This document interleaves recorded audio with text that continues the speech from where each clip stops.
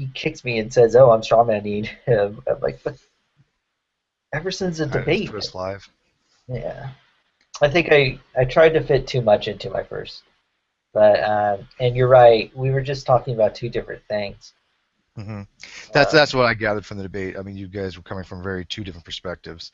yeah, we're talking I past each wish, though, other. in the after, though, he would have more addressed the fact that his speciation rates would be impossible by any known standard.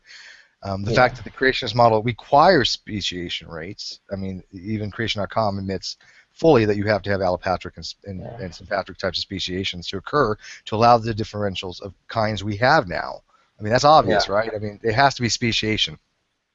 So what was his argument? Because Joe said he gave the number about four generations per 100 years for evolution or for relevance, correct? Yeah, that's what Okay. Cliff said, and Okay. Which you notice Neff did not say anything about. So we were talking about 100 years, and then Neff later yeah, on said, "Where do you get this 100 years from?" And you're like, "Well, you would answer in Genesis," and he's like, "No, I never said that." there But are several times where he said that, and also I he know said in email or in message. I asked him like, "What are sites that I can cite in my debate against you?" And I mentioned answers in Genesis. He said they're fine, and yeah, but you're right. Continue with what you were saying, what Cliff said, and then Neff started talking about what is it, phenotypic plasticity, and he was talking about how in different environments you can have these kinds of phenotypic changes amongst, I guess, a similar species. And then he started talking. Then see, he talks forever and ever, and we're like, what's he talking about now? And for whatever reason, he started. I think he was trying to address what Jason said, and he said, excuse me. He said, "Oh well, if you look at um, I guess he was trying to prove to Jason that he knew the difference between he developmental didn't. change and see, I think it's one of those things where halfway through it, he realized that he was messing up, and then he just pretended like it was his point the whole time. That's He kind of kind what of I does gathered as that, well. Hmm. Because right? Jason was spot on. Jason really wanted him to clarify, because Jason had noted that an organism, or a single organism, does not evolve. Okay, because evolution is obviously population genetics. So he wanted Neff to differentiate between how an organism will develop over time, okay, or Yeah, even acclimate to its environment, acclimatization, or what the difference is between actual evolution in terms of population genetics dealing with a gene pool rather than a specific genome. I don't think Neff even came close to explaining the difference, though. I no, mean, how does the development of a simple chimpanzee's skull? He never even mentioned genetic population, so I don't know where he was going with that. And like you said, I think he got halfway through it and said, "Okay, this is not really where I want to yeah. go with this," and then started kicking people. And then so everyone forgets what he's talking about, and then we go, so we try to piece together his ramblings, and go, so you think that um, and so like he goes, now respond to me. And we're like, okay, well, you said that it's like developmental, the changes in these. Oh no, what I said was, well, first of all, the developmental changes in early life are not equivalent. He's like, you're strawmanning me, you're strawmanning me, and then he Hmm. mutes me, and then he like goes on saying everyone I'm dishonest and everything, and it's like, and And I will testify, you're one of the most honest people out there. You have no reason to be dishonest. I That's not your yeah, character. like It's one thing to misunderstand him, like you said. Neff can ramble on for 20 minutes and never say anything, and so you ask for clarification, and then even if you did misquote him and it's accidental, you and most people ask for clarification, but he yeah. takes that as a straw man, and yet he accused a couple people of doing it, and he does it to other people a lot. He did it to Jason. And he won't let. I mean, it's he's always controlling everything. He won't let other people. What is it? Yeah, he won't let other people like clarify their statements, but he'll Mhm. ramble on and on. And it's always in like that environment. If he goes into like Nadia's room or any other room, well, the only room I think I can get him is if he goes into Nadia's room, because when he goes into like the other rooms, it's usually all about Calvinism, and I don't want to like hijack their Calvinists. They're like infighting. All I would want to say is like, come on, just you Christians need to come together because this Get your shit infighting together, isn't, people. it's not making you guys look.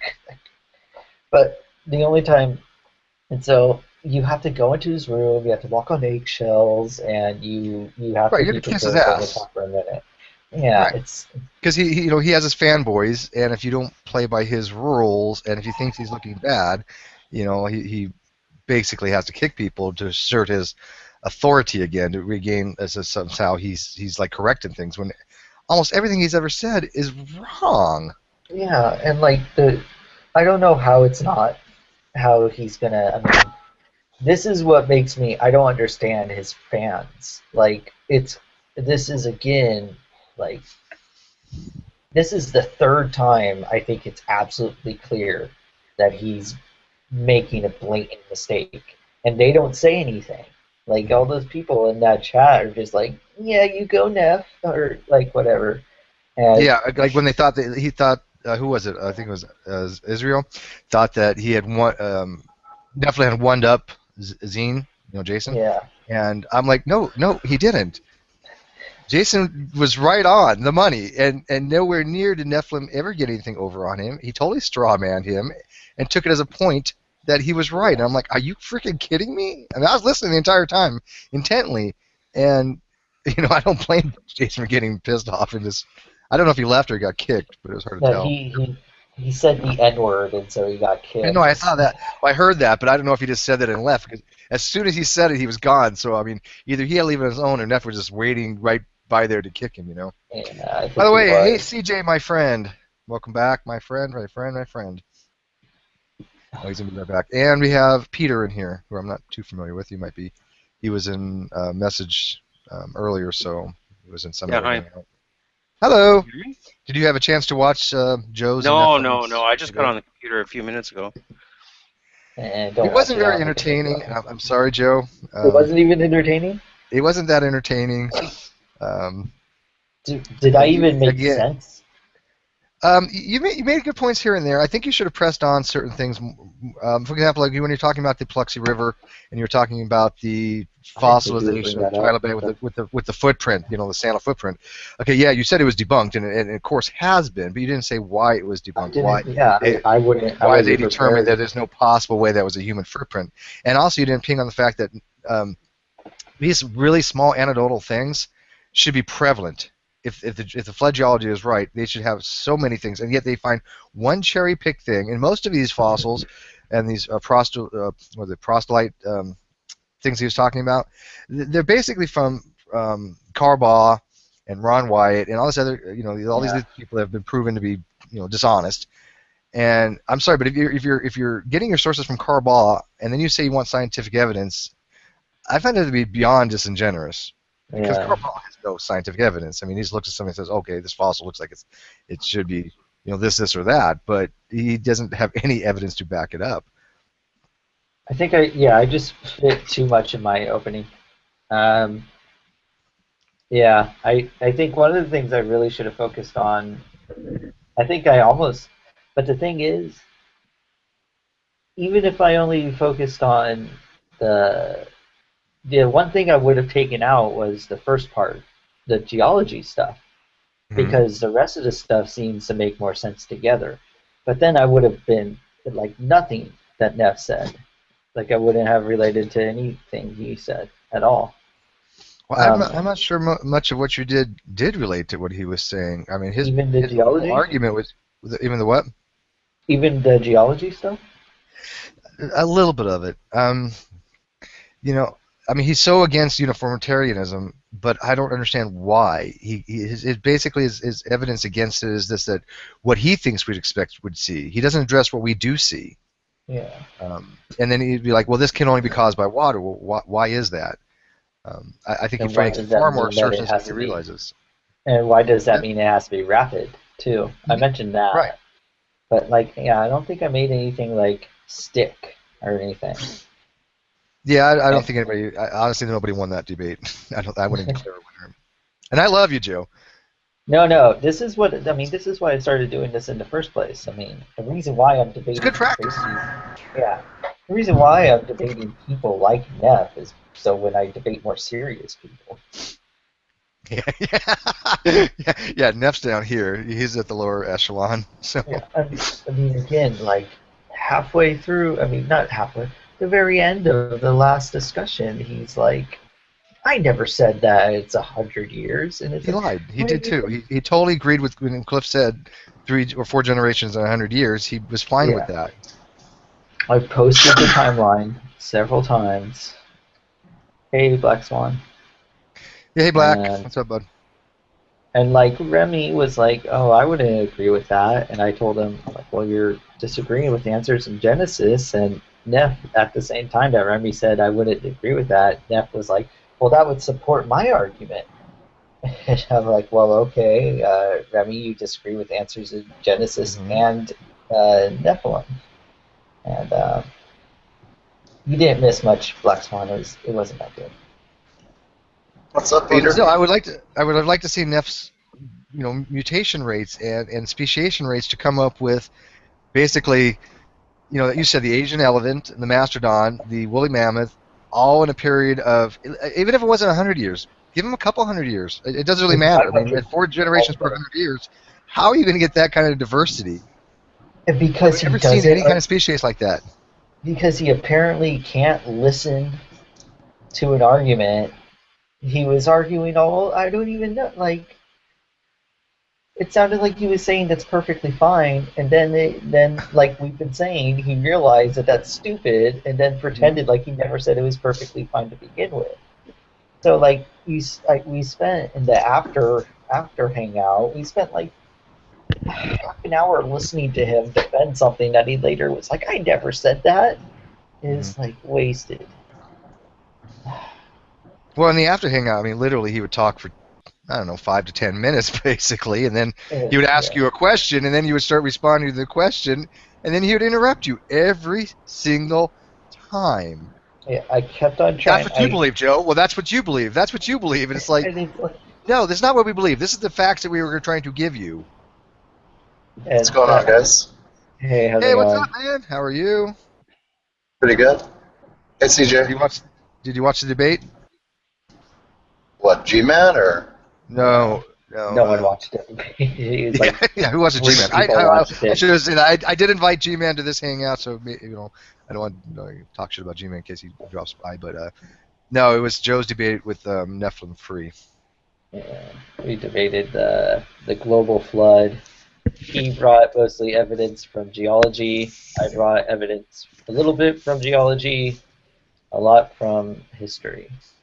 Well, the mistake And I think they basically make is his evidence came literally right out of answer in Genesis. You know that, right? yeah, yeah. And I couldn't do any debate where that was the source material. If you're going to have a scientific Hey, debate, then you really got to have a yeah, scientific debate from scientific sources. yeah. So you two the only ones that are really active in this hangout? Some people are. Well, I don't know. Joe, CJ said he'd be back. Peter's just hanging in there. Black just got Well, here, so I never heard the debate. So you guys are talking about the debate. Oh Yeah, my God, it's Peter H. Yeah, that's me. yeah. Me and Neff, if you know him, we debated the Oh, yeah, I global muted that guy flood. a long time ago.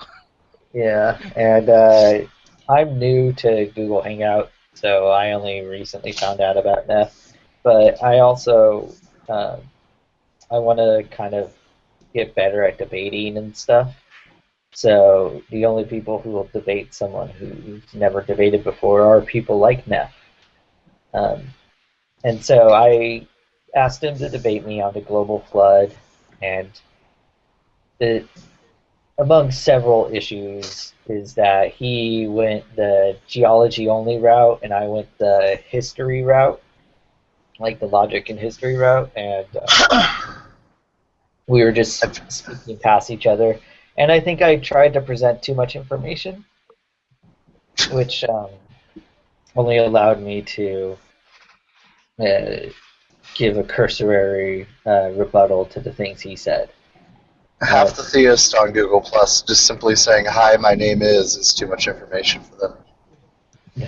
Yeah. Well, he did present you with a lot of questions. I mean, I wouldn't call it shotgunning per se, or Yeah. fallacy to verbosity, but he did, you know, come out with you with a lot of things, and you had already, obviously pre-written your debate structure, and I could tell it was much more focused on human growth rates from the flood than it was Yeah. on the geological thing that he was talking about. That's why you Yeah. guys were talking past each other.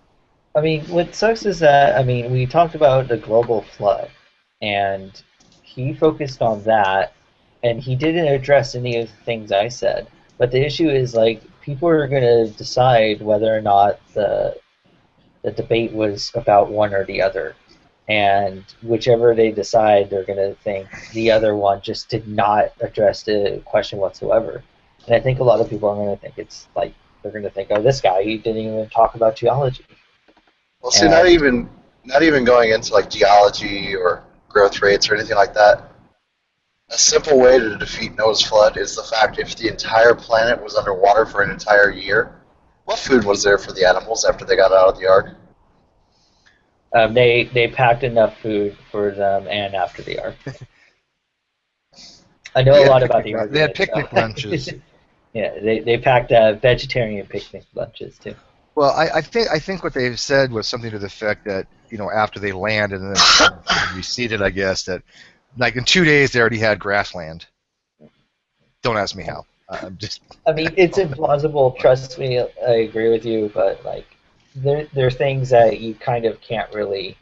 I mean, it's just going. That's insane, and they're like, no, and that's where the argument goes.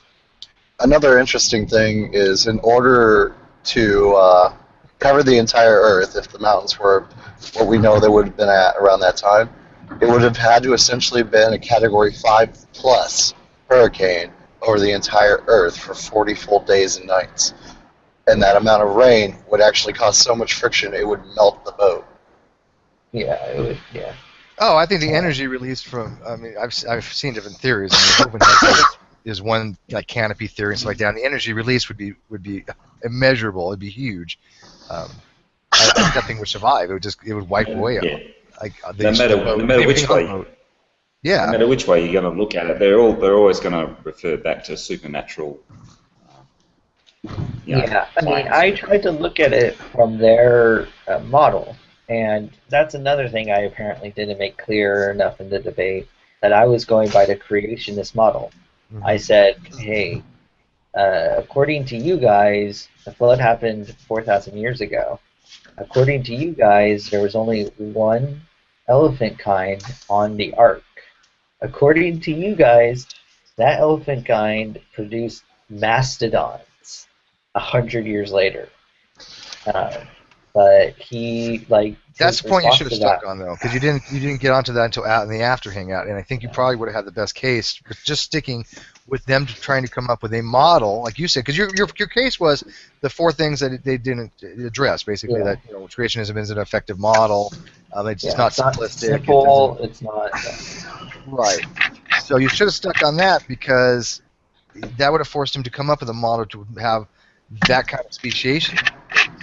And we all know that wouldn't be possible. You can demonstrate that's not possible, so the burden is on them to show how that speciation would occur. Did you bust out your salt dome theory there, Joe, or didn't get a chance to do that one? I didn't hear him say that. Yeah, I didn't hear you bust out that one. I didn't use it in this one because I wanted to stick with the other stuff. Also because... Have you heard anyone explain or try to go down the path of stalactites and stalagmites? I've heard it before. I think it requires. I think it's not as impactful. I mean, when you talk about salt dissolving in water, no one's going to disagree. Well, maybe some people who have brought it up before, but stalactites and stalagmites. What exactly is the argument you're thinking of? Oh, just as far as the time period to take to make some of the larger ones, sometimes tens of thousands, if not hundreds of thousands of years for the really large ones. Yeah, I don't. And it's not even just the stalagmites and stalactites. It's the large coarse crystals we see too in caverns that cannot form in just a few thousand years under any modeling system. I mean, Wouldn't really probably be debunking the flood as such, but it would be obviously for a young Earth. I mean, it would I be. always, Go ahead, Alex. I always find it interesting that for any creationist story or model, the thing that has to change in the story is reality to make it fit. Yeah, that's true though. I mean, I think that in every creationist issue, anything they ever say as far as a theory requires some kind of suspension of natural laws. Would it not? I mean, Yeah. I don't think I've seen any of them come up with a natural explanation for anything, because if you look at their numbers, even in Answer in Genesis, correct me if I'm wrong, Joe, but don't they have 2 population growth models? Yeah.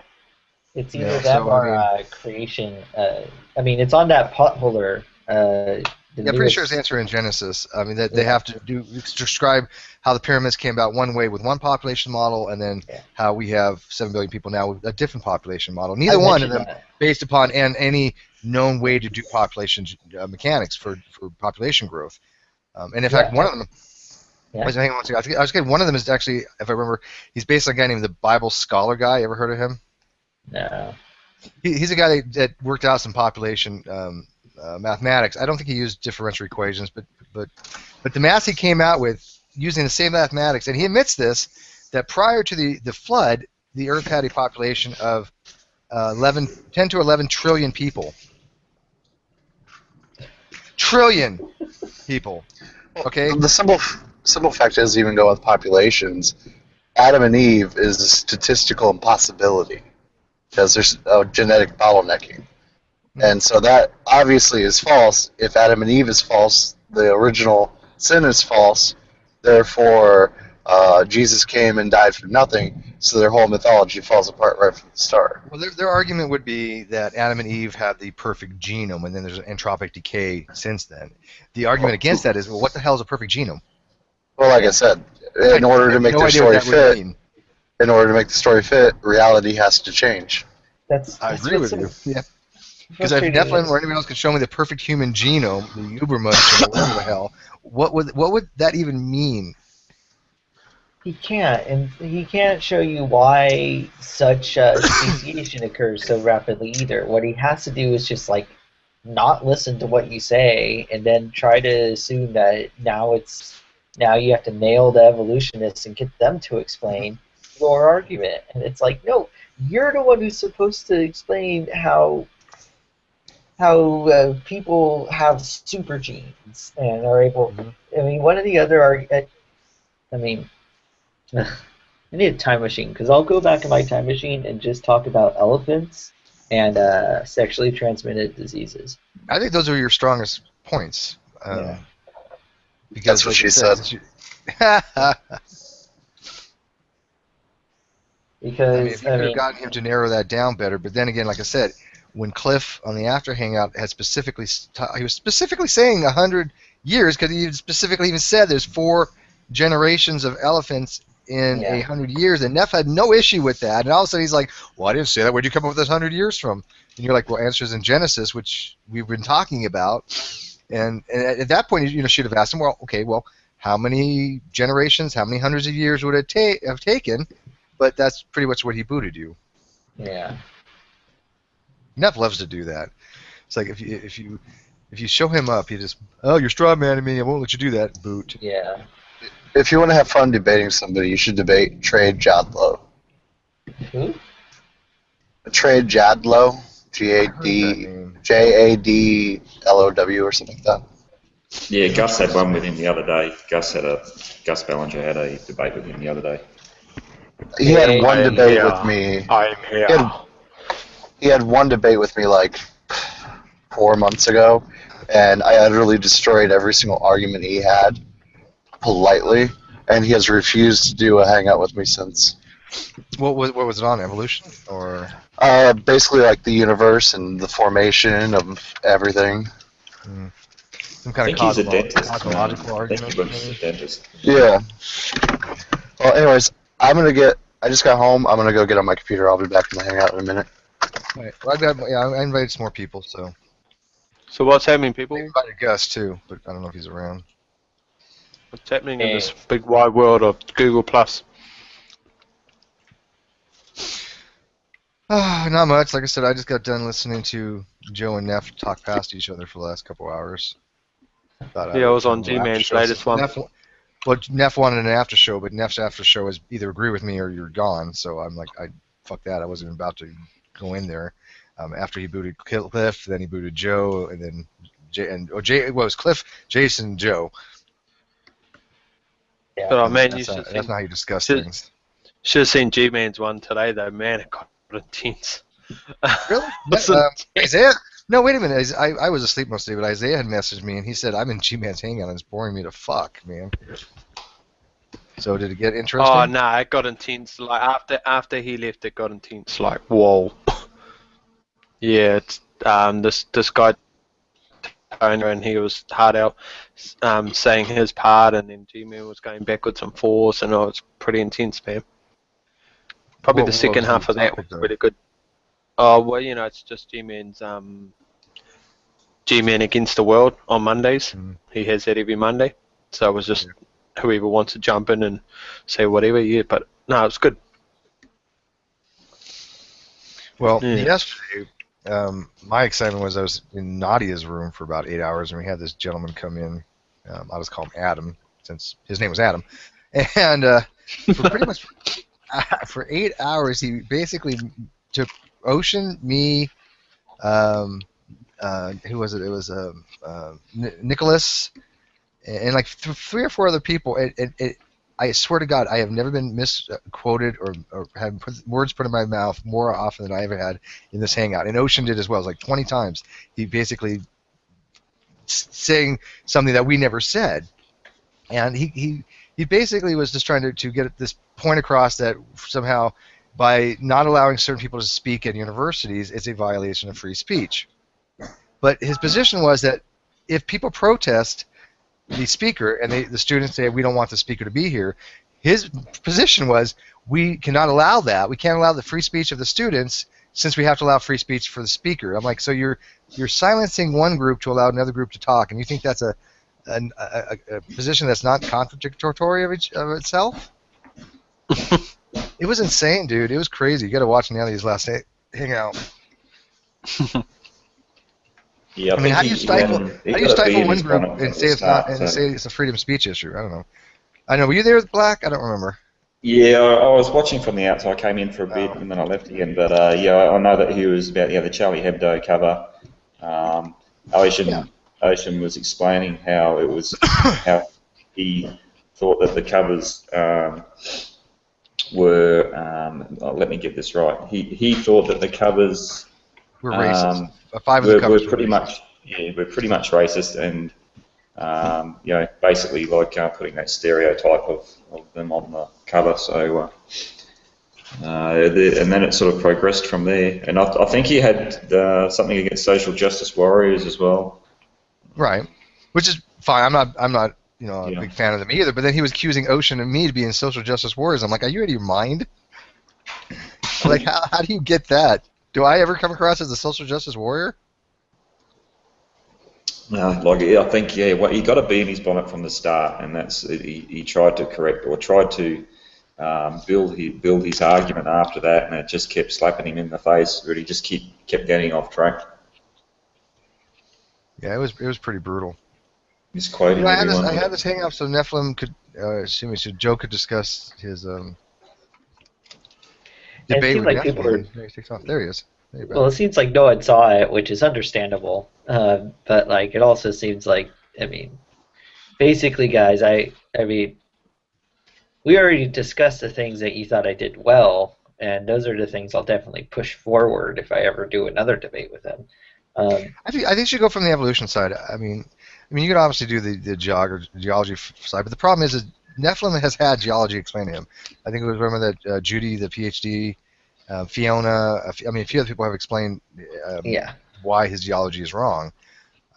But the evolution I think is your strongest point because he knows so little about it that that's where you should ping him on because. I really don't. I think he knows the words. I just don't think he understands the concepts behind them. Yeah, like his idea of phenotypic plasticity requires different environments, and it's like, in how many generations did it take for these elephants to get? I mean, that requires these elephants to get from Turkey to a completely to an environment North that America. requires, yeah. I mean, if you look at this, I mean, I think I really should have had this timeline up the whole entire time, but if you look at the timeline, the creationist timeline, uh, it says that in the first 50 or 60 years, Antarctica had forests on it, Hmm. and then rapidly all of a sudden it has ice on it. And I mean, the what does he has to explain how these elephant kinds could get all the way up to areas where it is super cold. And also, I think Mastodon. I mean, then he started going where. I mean, I kind of forgot that this was his argument that he had to respond. I was looking up when did mastodons officially show up, and I'm like, wait a minute. Again, this is the argument he's supposed to defend if he wants to say that creation is credible.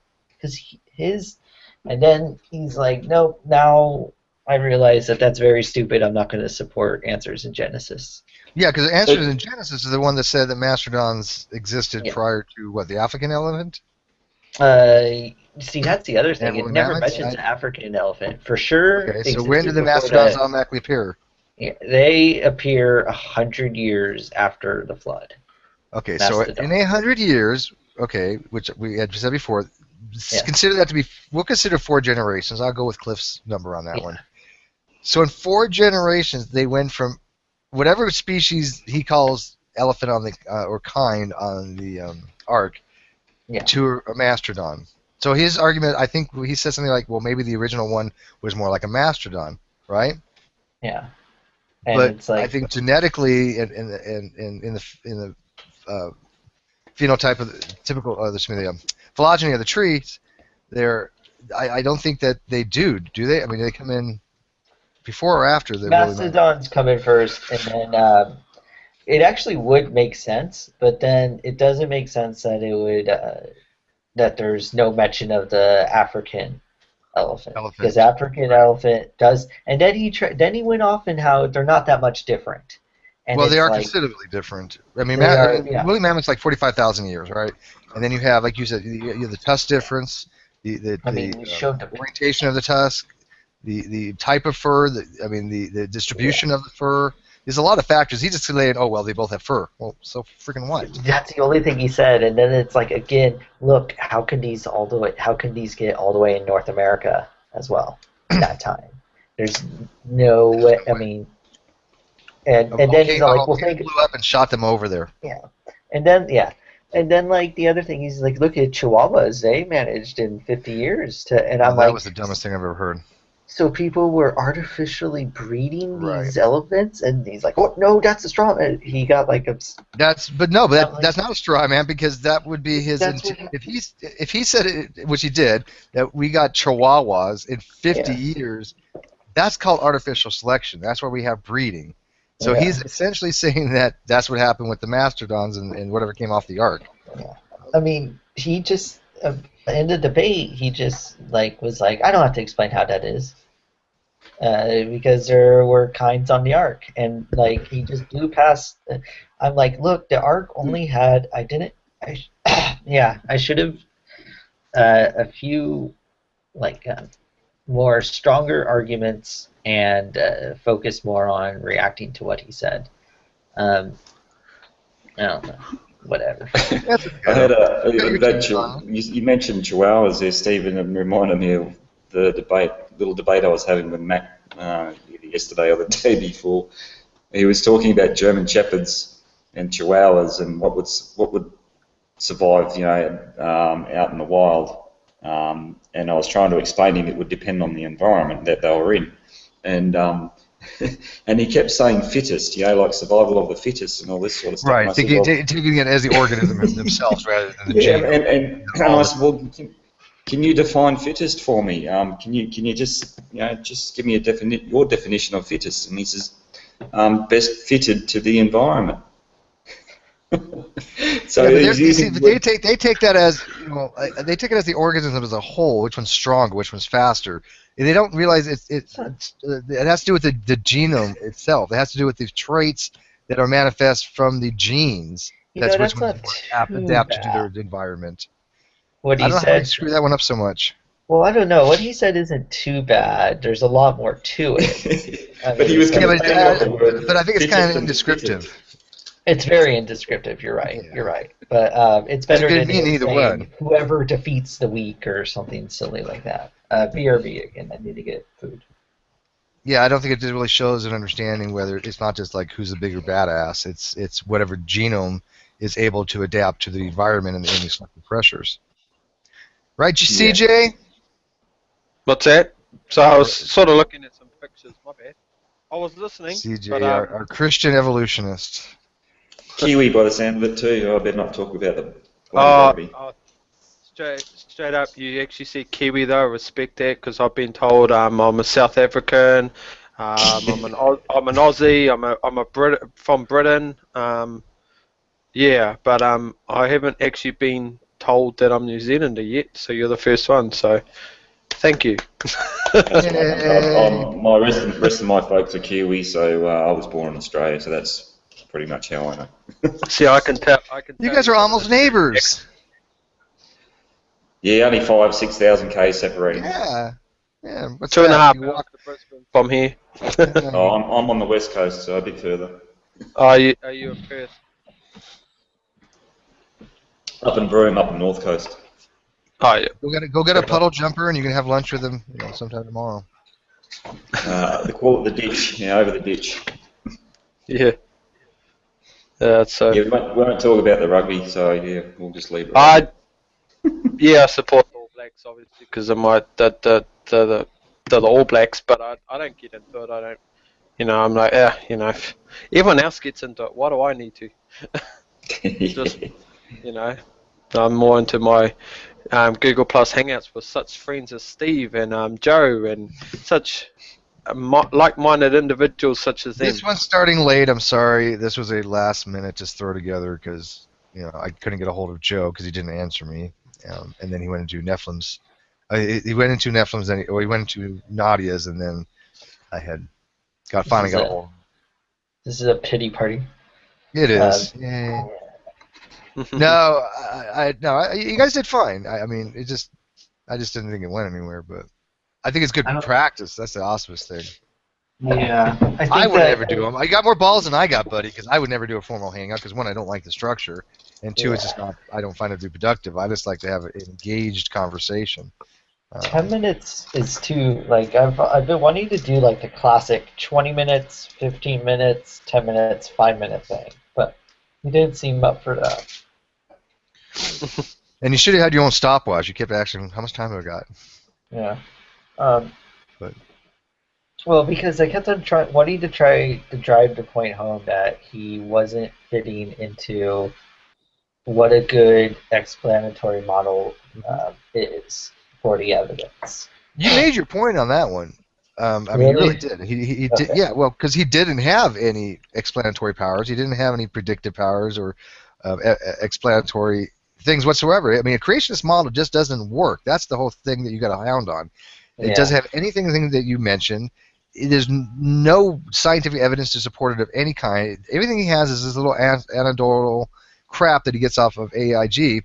Yeah. But that's not science. I think that I did to drive that home and to show the points that I think technically I might be able to win. In a technical thing, it just I didn't make myself clear, and that technical win might only be because we were talking past each other. So I think you had stage fright, which is unusual because you're in a lot of hangouts. But I think that's because you had a formal debate. You were a lot more hesitant than you normally.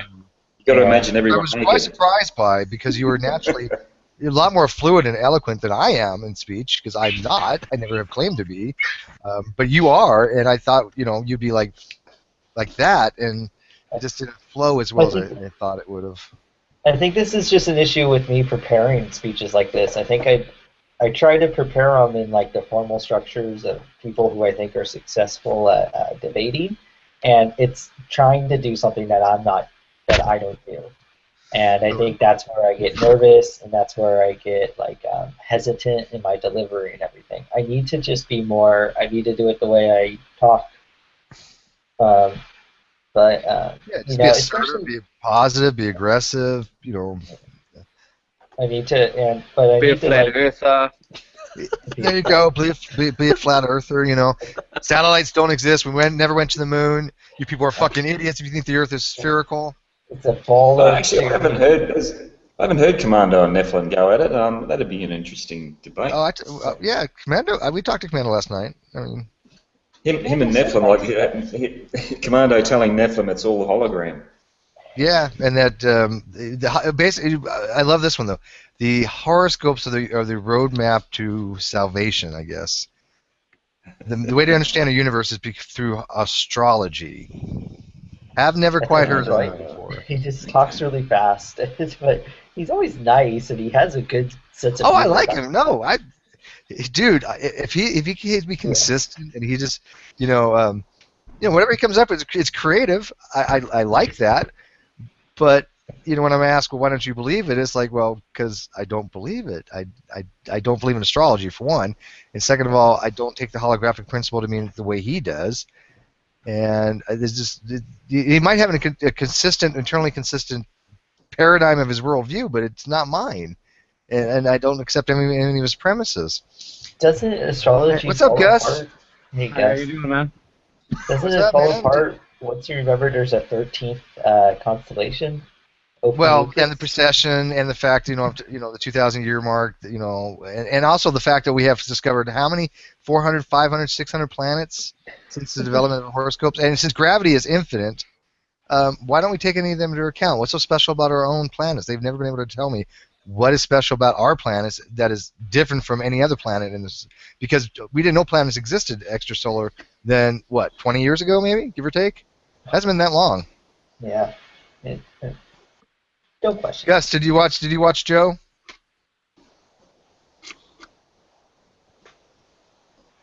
Gus. Did I watch who?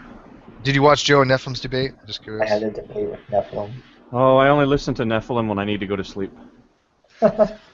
He does have that soothing voice. You're right. If you would do like a narrative of like maybe the Dr. Seuss or Peter Rabbit or something like that, you just kind of just snuggle up and go to sleep. But I thought it might have been put himself to sleep by knocking his head against the wall. You have to. That's the quick way to fall asleep. Just bang your head against the wall. You have to put a little bit of music behind it, like la la la la la la la la, and then while he's talking, just. You should have like an animation of his head in a lava lamp or something. Yeah. Big lava lamp. I don't know. I have a hard time following enough. I mean, sometimes I can see him trying to make a point. Other times, I think he's just reading something off a script. He goes all over the place, and like I said, it sounds like halfway through sometimes he switches his position. And then acts like he always had that position, and that. And then he says he strawmans him. Well, the really great thing about arguing with Neff, and this is something I realized only relatively recently, and I should have realized it a lot sooner. But the really great thing about arguing with Neff is that he's basically always wrong. Yeah. And the thing is that he's one of the few true evidentialists out there. And the thing is that every single time. And I watched him for years. I watched him for 4 years before I started coming in here, amongst other people. And every single time he has ever put an evidence forward, that evidence has fallen into one of 4 categories. 1, he's misunderstood it. 2, he's misrepresented it. 3, it hasn't said exactly what he thought it said. 4, it was a suspect study of poor peer review, or it was created by Joe Bob's Scientific Emporium and steak and ribs joint. So whenever I feel worried that he might be making a point, I just remember he's always wrong. He's never been right once, not one time. His evidence, his scientific evidence he has a 100% failure rate on anything that he cites. and it's beautiful. Once you keep that in your mind, once you get that firmly fixed in your mind, arguing with him is, listening to him. It just becomes an exercise in just letting you lie back, you close your eyes, you listen to the rhythm of the falling bullshit, and you go to sleep. I like when he actually quotes things. He'll quote something improperly, but from a scientific point, a paper or something like that, and it's basically disproving everything he said prior, and he doesn't realize it. Yeah, like at the very end of the elephant thing, he's all like, "How can you get that kind of change in such a little amount of time?" And it's like, but that's what you're supposed to prove. That. Did you notice that when you said that though? You had said something to the effect, how could you said something he didn't think you said, and he's like, exactly, Joe. Thank you. And I'm like, you didn't hear what Joe just said because you disagree that you're wrong. Yeah, and then I didn't even wait a minute. He had me turned around. I couldn't understand. It's like he goes on, and then he talks about 5 different things, and then he wants you to answer one specific thing, and you're like, but I wanted to address the very first thing that we talked about. And he's like, no. And the only time I ever got the better of him, like so clearly, was a couple days ago when I talked to him about the salt layers, because he really did not want to talk about it, but then he accidentally brought the conversation back to salt layer deposits, and he just could not handle it, to the point where he pretended like I misled everyone about the evidence in order to kick me. Yeah. I don't know why. His position is that atheists or evolutionists are always wrong. No matter what they say, they're wrong. So that's their position, his position. But I like what Gus basically said. I mean, you've got to go from the standpoint that pretty much everything Neff says is going to be wrong. Yeah. Once you get from that position, you just have to find out exactly maybe why. Because it might be distilled to one of those 4 things. But I don't ever hear him say anything that's very correct at all. And when he is saying something correct, it's usually harming his case, and he just doesn't realize it. Yeah. If God doesn't exist, what makes the wind? Checkmate, atheists. There was no wind before the flood. Did you guys know that? Yeah, I heard there was no wind, no rain. No rain. Just a mist permeated from the ground. And isn't that kind of creepy?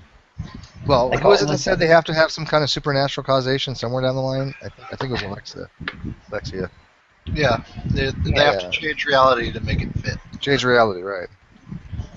Oh god, I don't want to play. All right, I'm gonna be back in 2 minutes. Discuss. So Peter, are you there? Yeah, I'm here. So what have you been up to, man? I haven't seen you in many threads as of lately. I feel abandoned. Busy with work, my grandson, all that kind of stuff. Still chasing the geese? No, but he did have a lot of fun with that. I bet you're surprised I still remember that. Oh, it's really memorable. Let me see here. Profile. So my profile went to 133 followers and 318,000 views. I'm going congrats on the marks, man. That's pretty good. Okay, that was actually back in the spring, and over the summer I got another A and B, and I was taking Honors Comp 2 in college algebra this semester, but I had to drop out due to finances. But I'm going back next semester full-time with 4 classes, and I'm taking macroeconomics, introduction to public speaking, computer networking essentials, and honors college algebra. So it's going to be a fun time, but I got everything set up so that I'm only going 3 days a week. Who's in the wind tunnel? I got a fan on. It gets hot in this room. I'll say. Here, I'll turn it. I'd actually really like to check out this Neff fella, hey, just for the hell of it.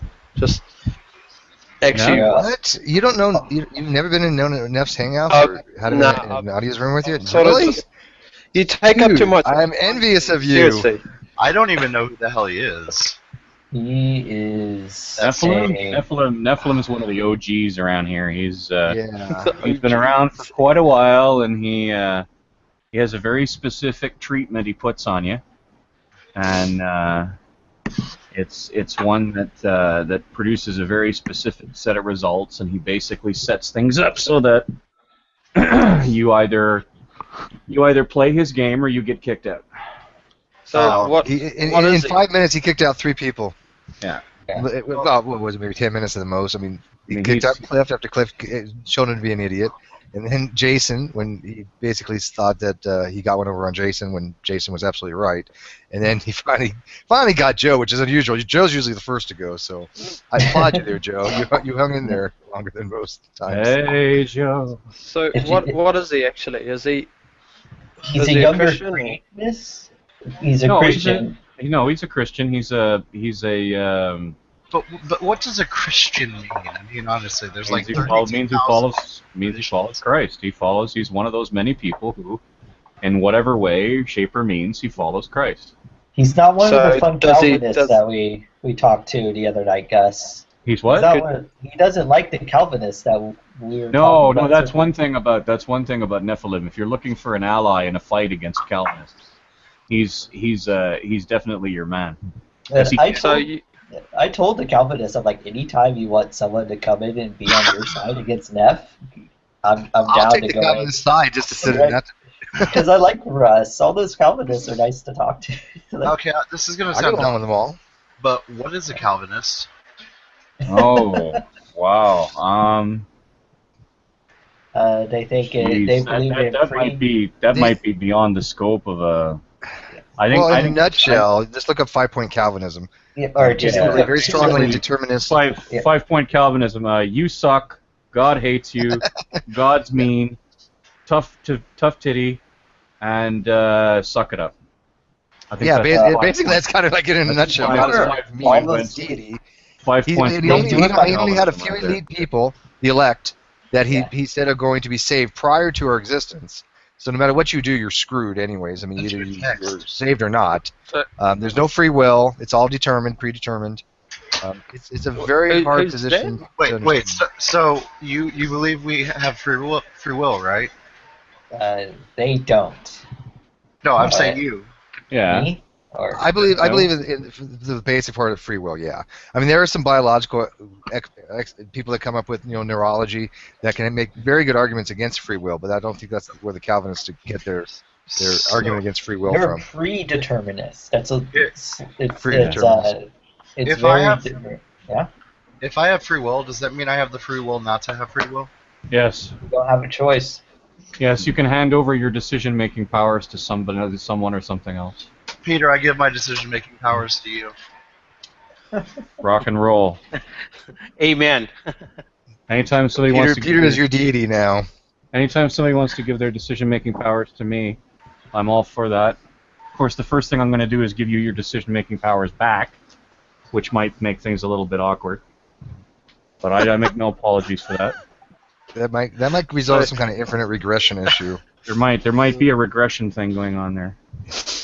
Okay, here's a philosophical question for you. Are babies natural or man-made? What do you mean natural? What do you mean by natural? Can't you be bold? You mean are they artificial? Because the opposite of natural is artificial. So are they does anybody make an artificial baby? Are they natural or are they man-made? They exist in nature and can be described by natural laws, and explanations are natural, so they're natural. Man did not artificially create them using the definition that Gus was explaining, that the opposite of natural would be artificial. You can have a shaken baby, but not a shake and bake baby. You can, if you just need a lot of breading. I love babies. I You just just never need know a big what- bag to get them in. That's what I'm talking about. I love babies. I could never Side- finish one by sided. myself. Sided taters.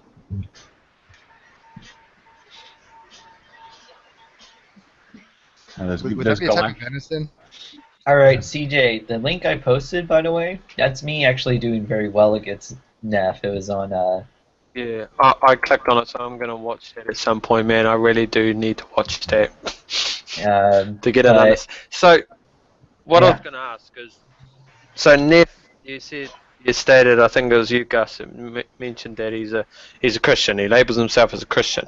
So, does he portray himself as a Christian, like how I do, for instance? Something's going Putting on with your aside the fact that microphone. I'm CJ, something's going on with your microphone because you're. I think that's it. What about now? Well, you're gonna have to keep talking. I think The only way I'm gonna know is if. Hey, we don't need that. Sorry, it's my Ow. mating call. Don't belch into your ear. Who do you think's gonna jump through your computer to fuck you? Well, I know Joe's been apparently pretty a lot lonely of lately. people- Apparently, I'm debating Neff. I So What? yeah, What? can you hear me now? Yeah, and CJ, I did hear your question. No, I he's did. not like you for the fact that I think you're a lot more intellectually honest than Nephilim could ever be. Because it's why I asked the question is he one of those so-called people that label themselves as a Christian, but you scrape the surface and find out he's really just a fraud, or is he actually a Christian to the core in a sense? Like, Well, how do we know what the frauds are? So, well, there's someone that if you were to really delve into and start listening to what they have to say, you find out that they're not a true Christian. Well, how do we know what a in true their Christian heart. is? How do we know? Well, what a you true can tell a true Christian via their heart, where No, their no, heart no. is You set. can, I can't look at someone's heart unless I'm a cardiologist. And Wow, even then, not- that only gives you a physical thing. I I don't don't- think that gives you any kind of spiritual indication of their belief I system. don't mean physically like that. I mean like No, you know. what I'm trying to say is that you can't. I mean, listen, there are He's a Christian. there are Christians out there who think absolutely nothing of putting people to death in capital punishment. They think nothing of it. And there are Christians out there who think that the poor should look after themselves. There's something like, I don't know how many thousands of Christian denominations there are out there. There's even a group of people called Nestorian Christians. I don't know if you've ever heard of those guys, but Chinggis Khan's grandmother was a Nestorian Christian, and they still exist to this day. Unfortunately, the minute Protestantism happened, the one good thing about Catholicism was that they kept the friggin' crazies in check. At least they had an inquisition for the people who were really off the rails. But no, as soon as Protestantism showed up, now it's a sudden flowering of 50,000 different types of Christianity. So we don't know who is and who isn't a Christian. So who's worse, Jungle Jargon, G-Man, or Nephilim? That's like Define your question. I mean, I get along with all of them except for Nephilim, but I mean, Which one what do you gives mean you by a who's headache? worse? Which one gives you a headache with the stupid? Well, G-Man makes me want to duct tape him to a chair. Nephilim just makes me want to lie down and go to sleep. And Jungle Jargon makes me want to beat him with a baseball bat. So I don't know. Jungle probably makes the least amount of sense, but I like him the best. Was he in the debate with you, Joe? No, it was just me and Neff. And the other thing that was kind of annoying is that there were other people who were there as well, and they're like commenting about the debate as I'm talking. Even Neff started commenting. He's like, he's not answering this question as I'm talking. Yeah, I know. Yeah, I didn't. Well, they do that. They do that, and the really wonderful thing is that the second you open your mouth when Neff doesn't think you're supposed to, he pisses, wails, and cries like a 4-year-old, and eventually he'll kick you. Yeah. I would love to get into a hangout with him because, like, I can't stand people who interrupt me, and I'm willing to call them a fucking. Shut up. Let me finish. Just let me finish. God. I mean, shit. See, Go into another hangout. Let me finish. He'll Shay. move and kick you. Yeah. That's simple. TJ heard me last night. Yeah, he can literally talk for like 20 minutes and then literally say he did not get a chance to get to his Yeah, point. he'll do that. He'll talk for 35 minutes, and then he'll bitterly complain if you cut him off. Yeah. I mean, And- interrupting in G+ is inevitable. I mean, it's just the way it's structured, the way you have 10 people in a room. Yeah, and also I just don't see that when you have a live hangout like this and you have the moderators, like, Steve usually gives me the control sometimes and that sort of thing, and we should be the only ones that be able to mute people, and they can't unmute them. If we mute them because they're talking too much shit, we should be able to mute them, and they shouldn't be able to unmute themselves. There are some people out there who, the only way you can deal with them is to mute them. Guys like Stizer, when Stizer gets on a roll, he throws up a word wall, and the only way that you can deal with him is to mute him, or else you absolutely won't get to talk again.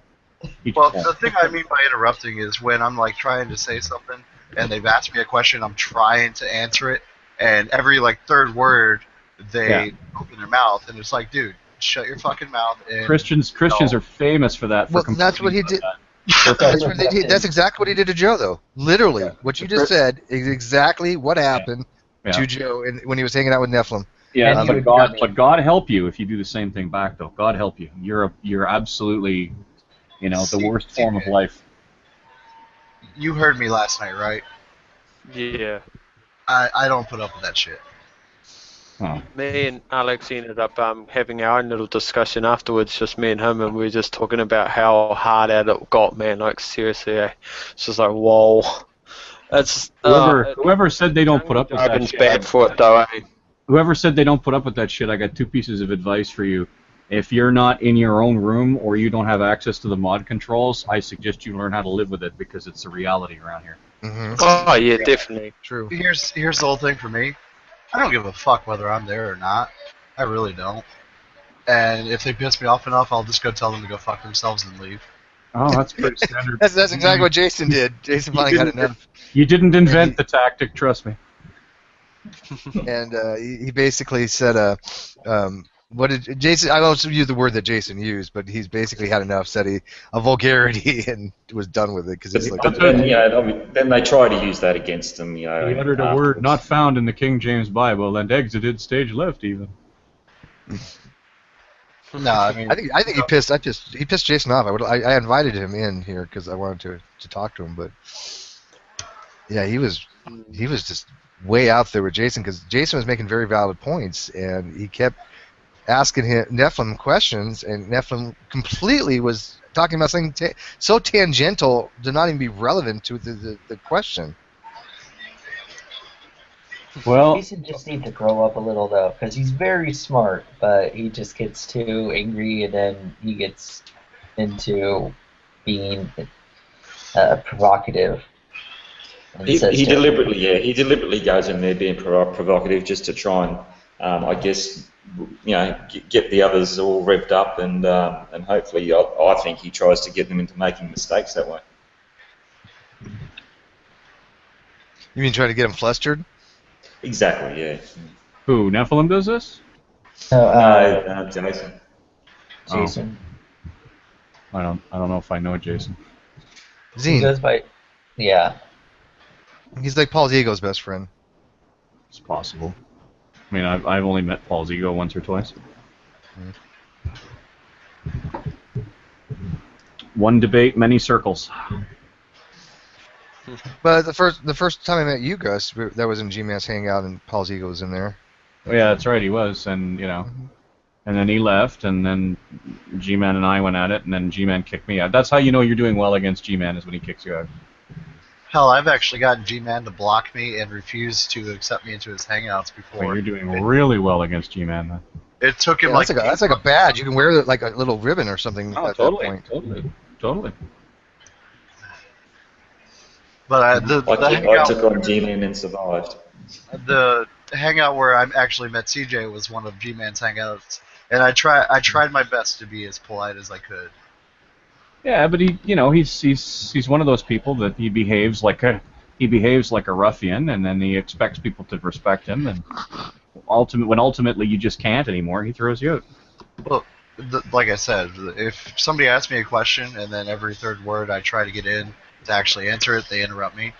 Like I said, can you shut your fucking mouth and let me finish, or do I need to leave? He'll also kick you if you curse, Neff. So. Oh, I don't give a shit. The swears. Well, and that's why I don't go into those kind of rooms. I mean, I like if I'm in my room or something like that, and I'm like, anybody can say what the fuck they want, and if I'm going into Neff's room and I have to limit myself and what I have to say in my speech, why bother? I'm sorry. The word I I'm have not constrained to their rules, and it's like fuck that. The word I have for adults that can't handle adult language is baby. Well, I just think they're being hypersensitive, and I think this is giving them more reason to kick people. It's a tactic. That's it. Exactly what it is. A tactic. These people have heard those words before. The word fuck has no, the word fuck is a nonsense word. It means nothing. Like it's if I call somebody a peckerhead, there's no such thing as a peckerhead. Nobody actually exists as a peckerhead. There's no, you don't see somebody walking around with a cock sticking out of their forehead. It doesn't work that way. It's a bell end. It's a creative cuss that isn't even a cuss. So, but people, an asshole. You call somebody an asshole. When's the last time you looked at, there was a fucking shirt collar and a sphincter there? It doesn't work that way unless the person dressed upside down that day. Generally speaking, I don't get irked by words or anything like that, but when somebody tries to bring my gender identity into an argument, I fucking lose it. I only get upset when I'm misrepresented, when somebody basically takes my argument and misrepresents it on purpose, and then tries to put words in my mouth. That to me is one of the most biggest pet peeves I have. Well, but as you said, guys, the more laws or rules you implement in a hangout gives you more ability to say I kicked somebody, not because they were making me look like an idiot, but because they said the F word or something. Yeah, that's all it is. It's a tactic. My hot button is when somebody talks down to me, tries to make me sound and look stupid. If you talk to me like I'm stupid, or if you try to, you can do that all by yourself. You don't need help. If you dismiss me out of hand, or you talk to me like I'm stupid, that's a great way for me to jump up your fucking pee-pee hole all the way to your eyeballs. So there's only a handful of people that I've seen do that, though. Maybe one or two that have that approach. Other than that, most people I find to be. There's a lot. By the way, I don't know who said that the Calvinists were nice, but a lot of those Calvinists will do it that way. Guys like Matt Yester. You ever talk to Matt Yester? You just want to try and go to hooker. I've never really dealt with Calvinists. The people I can't stand are libertarians. There's a guy out there named Jeff Keller who will talk to you just like you're an absolute idiot, and like you talk to him and it's like, the only thing anybody ever needs to know about libertarians is that if you take the book Atlas Shrugged by Ayn Rand, and you take the title Atlas Shrugged on, and instead you replace it with the title I've Got Mine, so fuck you, you basically have the libertarian attitude right there. To me, that's libertarianism. I've got mine, so fuck you. I lived with objectivists for over a year, and it sucked. They were such douches. Objectivists are the people who follow Ayn Rand, hardcore, and See, the problem is... I read Atlas Shrugged, and I have to be honest with you, I detested it, and I consider myself to be more of a libertarian, but it was the most boring book I ever read.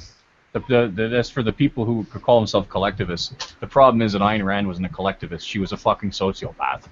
That's the problem with Ayn Rand. She was... if you ever go and see, the life story of Ayn Rand, that woman was just a sour-titted fucking sociopath who caused more trouble than she ever fixed. So, it's just the woman is, and you actually read Atlas Shrugged and you're like, what is this fucking anti-collectivist fucking screed? But you gotta understand, she came. Yeah, but you gotta understand though. The other thing too is she came blazing out of the fucking Soviet Union, right? And a lot of these, and the thing is, the Soviet Union, as much as I'm a socialist, I'm not a communist, and there's a really good reason for that. Socialists don't get along with communists, just an FYI. And they're kissing cousins, but they're still miles apart between them. And part of the problem is that the communists were basically just another form of fascism with a different face on it. That's all it was. So she comes out of there, and of course, a lot of expatriates from the former Soviet Union. They have an absolute fucking detestation for anything that looks like collectivism and socialism. And so this trickles down into their work, and some people just have a really violent reaction to it. And Exhibit A, Ayn Rand. Well, I think the names itself have a stigma attached to them. You say the word socialism or anything relating to social policies, and has a stigma, and yet there's so many things in the United States that are social. Yeah, well, you guys have socialist policies all over the United States, but nobody ever wants to call the United States a socialist country because my point. because for years and years and years, the fucking oligarchs and the plutocrats over there have spent an awful lot of time and an awful lot of money convincing Joe Sixpack that socialism equals communism. Mm-hmm. And that was the Cold War. That was a prevalent thing to try to make a stigma about that. In the 1920s and 1930s when communism was at its height and socialism was sort of riding along in the coattails and the big labor movements and stuff. The high-end capitalists, the J.P. Morgans and the fucking Carnegies and all them, they were scared to death of what was going to happen. So they fought like a motherfucker, and they hired guys. They hired the forefathers of the fucking Madison Avenue PR firms and stuff to literally mold and shape opinion, and they've been doing it ever since. They've been teaching North Americans, and not just Americans, Canadians as well. They've been teaching North Americans that socialism equals communism. That's what they've been, and they've done the job so well that now they've got you guys believing that unions are bad, socialist policies are bad, looking after your fucking neighbor is bad. You know, it's like I just read today that there was an author in your country named Robert or Robin Wright. I can't remember which one, but he said the reason that socialism never took on was it took hold in your country was that most Americans don't see themselves as an oppressed proletariat, but rather as temporarily distressed and embarrassed millionaires. You know, and that's really telling.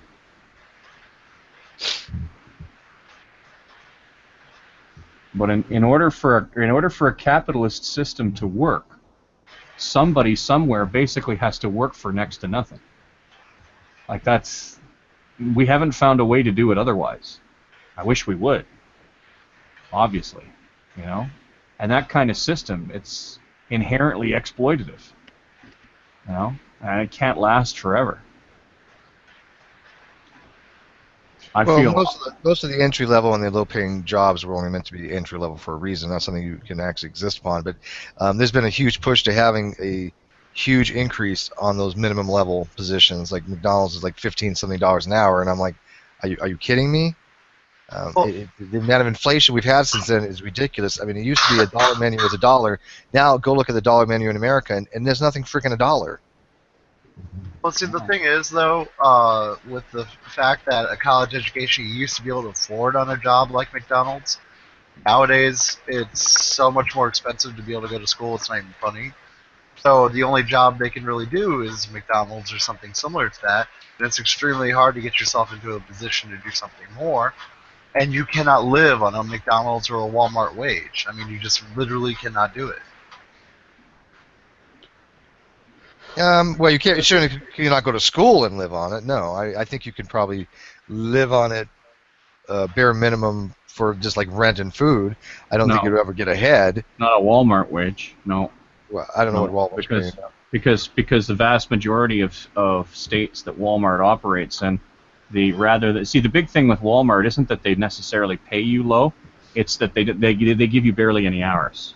Yeah. So what ends up happening? So you can't live on 10 hours a week, right? What ends up happening is that when things get a little rough, I mean they proactively tell their managers to tell their workers, look, go to your state's welfare and social assistance programs. Go and take advantage of them. Yeah, there's a few companies that do that. They'll say if you don't have, you're supposed to have this many allocated hours. If you're only getting this much, you can get the rest compensated through the state. But you know, I mean, the absolutely appalling thing about that is that now essentially you have the state, which is you guys, subsidizing a multi-trillion-dollar corporation because they're too cheap-ass to pay their people, you know, a living wage. Yeah, no, it happens frequently. It's not just Walmart. There's a lot of companies that do that. Yeah, but Walmart's, you know, I mean, one only shoots one target at a time unless one carries a shotgun. And here's a real fucked up thing with like Walmart, and I have a unique perspective on that because I actually deliver Walmart as a truck driver, but I work for Swift Transportation. Now here's the fucked up thing. As a Swift Transportation driver, I've gotten 5 years of experience. I've got a perfect driving record, etc. I make full time around $45,000-$50,000 a year. Walmart drivers doing the exact same job, yet less because they don't haul reefer loads at all, really. So they don't have to worry about lifting up bulkheads or dealing with temperatures or anything like that. A majority of their loads drop and hook. Their starting pay is $85,000 a year. How fucked up is that? Same hours a week, same standard hours a week. Huh? The same hours a week, like you're working sort of. I actually work 40 I hours. actually work more because Walmart truck drivers are on OTR rules, which is over the road. So they have 11 hours of drive time, 14 hours on duty per day, and drive time is considered on duty, and 70 hours in a 7-day period.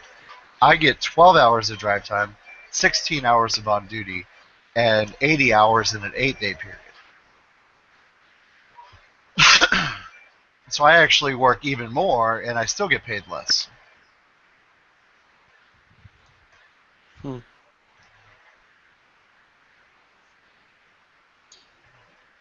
So who do you see is at fault there? Or do you think it's something that Well, I'm not saying it's that needs to be Walmart looked at fault. internally, or is it to do more sort of union based or anything like that? Or Well, Swift Transportation is technically a startup company, but I've been working at this company for so long, it's not even funny. Most people leave after the first year. And the only reason I'm even still around is because they work with me for going to school. But, I mean, the simple difference in pay is astronomical. I mean, they make twice as much starting than I do after 5 years. and so you've looked into all the other subsidies or anything else that might Are play they a part there? represented by anybody? Well, there's no way to unionize because truck driving is unregulated. Really? So- Tell that to the Teamsters. It doesn't work in truck driving, trust me, because there's The always Teamsters- people. The Teamsters are truck drivers. Yeah, but what I'm saying is, like, at Swift Transportation, there's more than 100% turnover at most times. So they can literally fire you and replace you with somebody cheaper without any issue at all. Yeah, well, that's what unions are there to prevent. So I mean, it wasn't easy to get unions in the first place, you know. But I mean, I'm very surprised if there's even short, medium, or medium distance trucking. I'm surprised that you guys haven't been approached by the Teamsters. yeah. Because that's who the Teamsters represent. They primarily represent truckers, long haul, medium haul, in some cases short haul truckers. Do they have any issues over there with the drivers needing to take some form of stimulus when they're driving? I know over here they've had some pretty bad incidents where or busts where the drivers have been caught, taking uppers or whatever to keep them awake. It used to be, but the thing is, they've now got it so that you have to take random drug tests, this and that. If you get caught, your career is essentially just done. Hey, just so that there, who's got the Eminem Till I Collapse playing in the background? Me. That's cool. I haven't heard that song in ages. I got this new Bluetooth speaker from Sprint today. It's like a $400 speaker, but no matter where I put it in the room or how I face it, its acoustics are perfect. Yeah, my mate had one, man, and he'd take it when we go b-balling, and man, it just played that, and it was just connected to his phone via Bluetooth, obviously, and oh, it was cool, man. It was so clear and loud and crisp, man. It was awesome.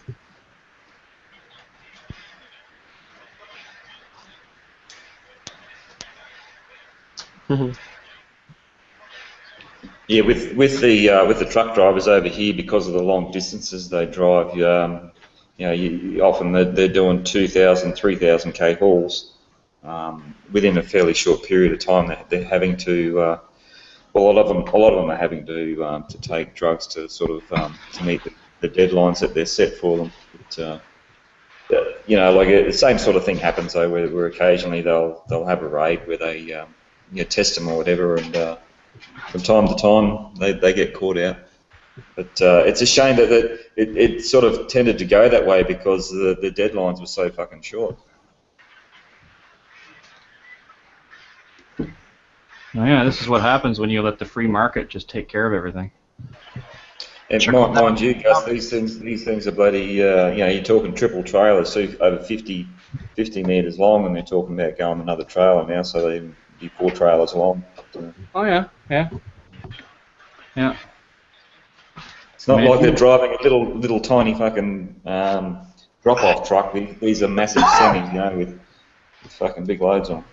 Well, see, they do that over here as well, but they're so restricted that they're only used in certain states. A good friend of mine actually drives triples, full 53-foot trailers, and literally you pretty much can go on the highway or the turnpike up in like New Jersey and New York and Pennsylvania area and get off at the exit, but you can't go on any side streets or anything. It's got to literally go straight off the exit and then right to the To the depot, yeah. to the receiver, like literally right there. You can't go past that, really. I mean, that's just Yeah, gotta be insane. same sort of thing. Yeah, a lot of big companies will just build their warehouses out of town. Or Yeah, on the they used outskirts to. of town. Yeah, they used to come through town here, but they put in a diversion road. But because we don't have a railway line on the west coast, it's all trucked up. So everything's delivered by train, by road train. But yeah, it's getting to the stage now where we're probably needing a railway line. It's just there's too many people up this way now, and it's just getting a bit ridiculous when you're driving down these 2-lane highways where you've got a bloody 50 or 80-metre long bloody trailer you got to pass, and a lot of caravanners on the road too sometimes. So yeah, you got the old what do you call them, grey nomads. They do the trip around Australia, and there's quite often like 30 or 40 caravans that these things have to get past every day. Mm. But yeah. So what do you guys think about G-Man constantly trying to claim that atheism is a religion? Oh, they all do that. They all do that. They all try to claim that we believe what we believe on faith. I don't know. I don't know. I'm a bit skeptical of it personally. Whether it's, I wouldn't really class it as a religion in a sense. Some aspects of it, some atheists may be more inclined to be portraying themselves as believing a religion of atheism, but atheism itself, I don't believe is a religion. It's a different viewpoint, if anything. Nothing more than that, really. It's, yeah, I don't believe it's a religion. It's, yeah. Gus, what do you do when people ask you, like, do you believing that you have to justify your position of atheism based on the fact that you don't agree, there's enough evidence just to warrant the acceptance of the claim of God? So when they say, well, what's your justification for it, and you say the lack of evidence, and they say, well, there's evidence, maybe not scientific, but I say, well, you think you're required to give justification? Well, I say, show me the evidence, and then they start talking. Invariably, what they'll do is they'll say they'll bring me some philosophy stuff, and I'll let them talk, and then when it's all over, I sit there quietly and I say, great, where's God? And they sort of go, but that's a category mistake. I'm like, hey, listen, this is the God of Abraham and Isaac. This is the God who reached into our reality to change things. This is the God who, this is the God who wrestled with Jacob. This is the God who parted the Red Sea, the God who spoke to Moses. And so the minute he puts his hands on our universe, he is no longer wholly other. You can't claim that a train is just a train if it can jump onto a road and drive around like a car, right? Like that once again, saying that it's not a train anymore doesn't mean that it's a category mistake anymore. Well, see, when that happens, I actually go like, okay, well, so you're saying that Thor is God. You're saying Archimedes is God. You're saying, Zeus well, is some people God. do. Ocean is a pantheon, pantheistic. No, what I'm saying, Zeus and all Thor and all those Greek, those Norse gods especially exist.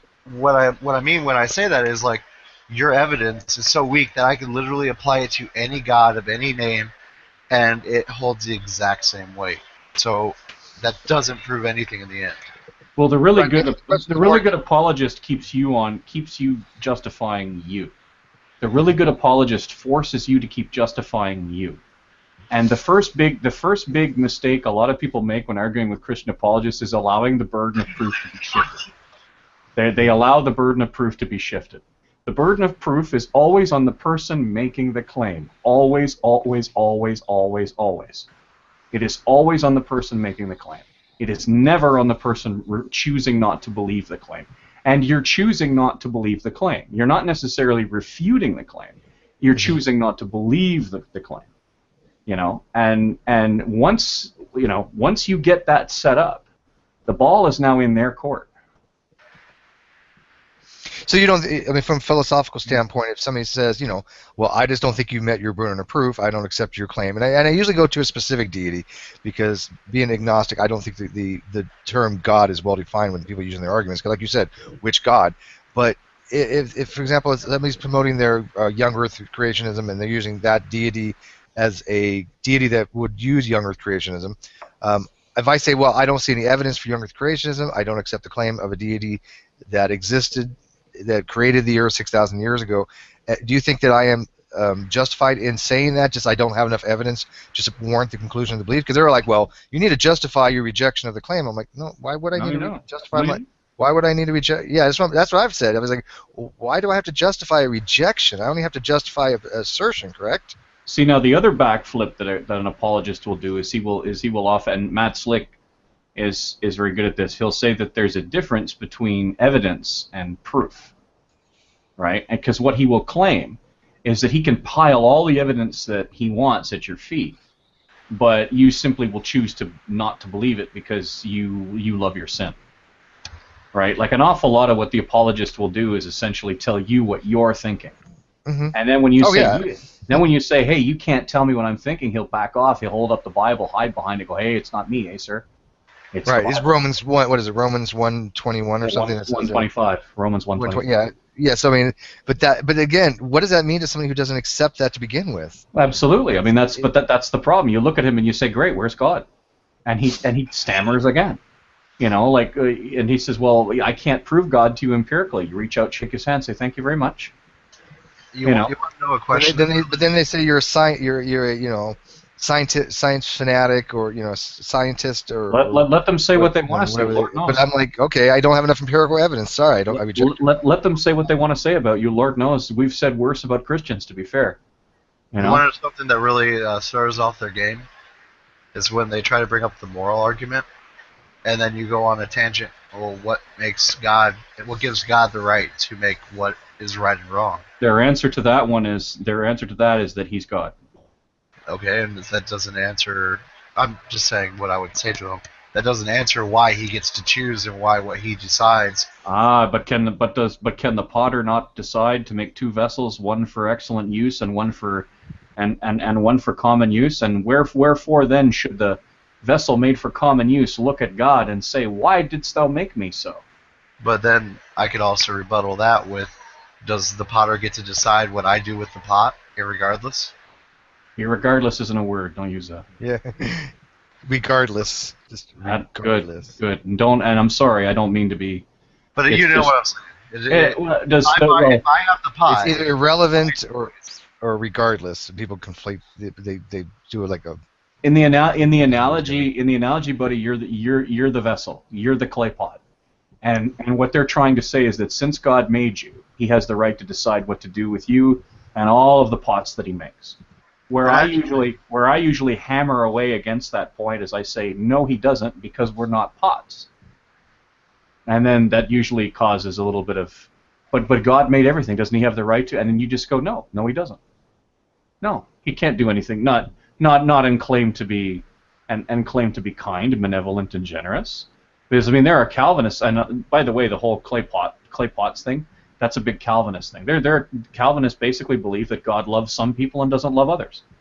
And by the way, irregardless actually is a word, but no, it's not a non-standard word. No, it isn't. Irregardless isn't a word. It is. No, it isn't. Ain't is a word. No, it ain't. No, it ain't. Ain't was added to the dictionary.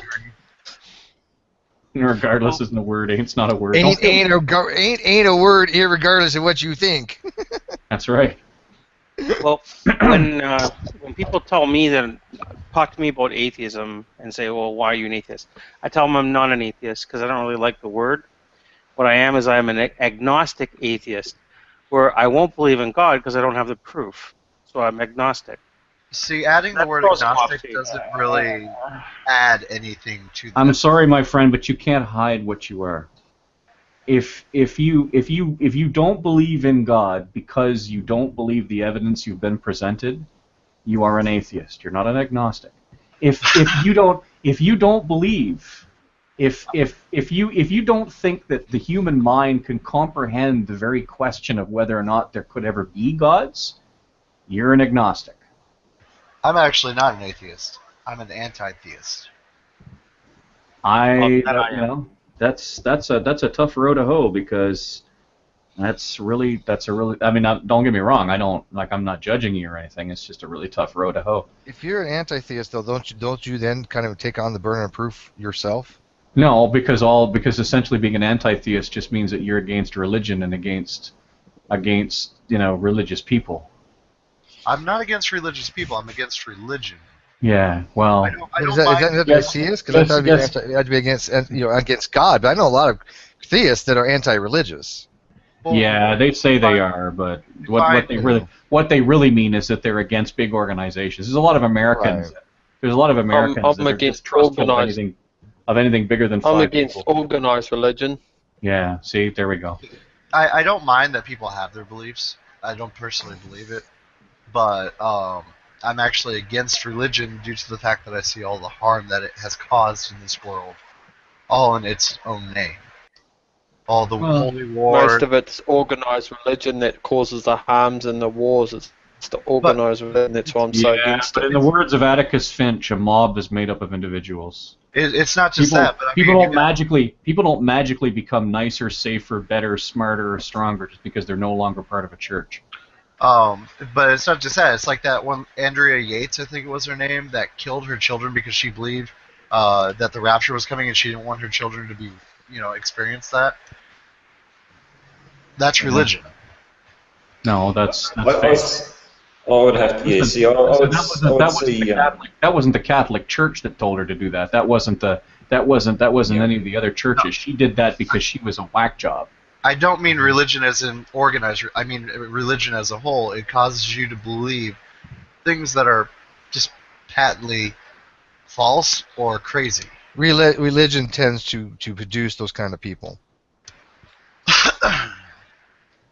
It's a bit of a causation situation, just because no matter what, she may have done that even though she wasn't religious, like she may have had... Well, I don't think so, because her whole reason for doing it was from a religious point of view.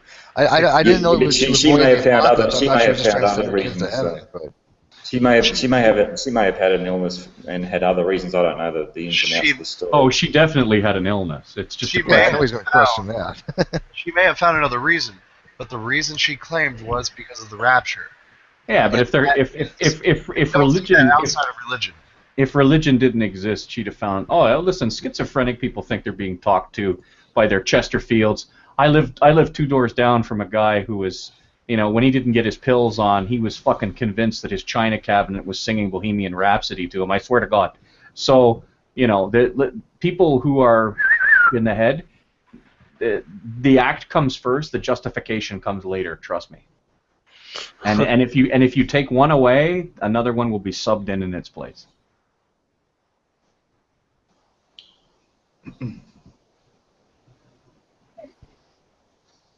Well, no matter what you believe in or where you stand as a viewpoint, you're always going to have those negative people that give a false interpretation of that belief or that standpoint anyway, no matter who you are, Well, maybe so, but you're always going to get those people. Maybe so, but the other thing to keep in mind is that the big problem with the Judeo-Christian Bible isn't that it says anything specific, it's that it says everything if you look hard enough.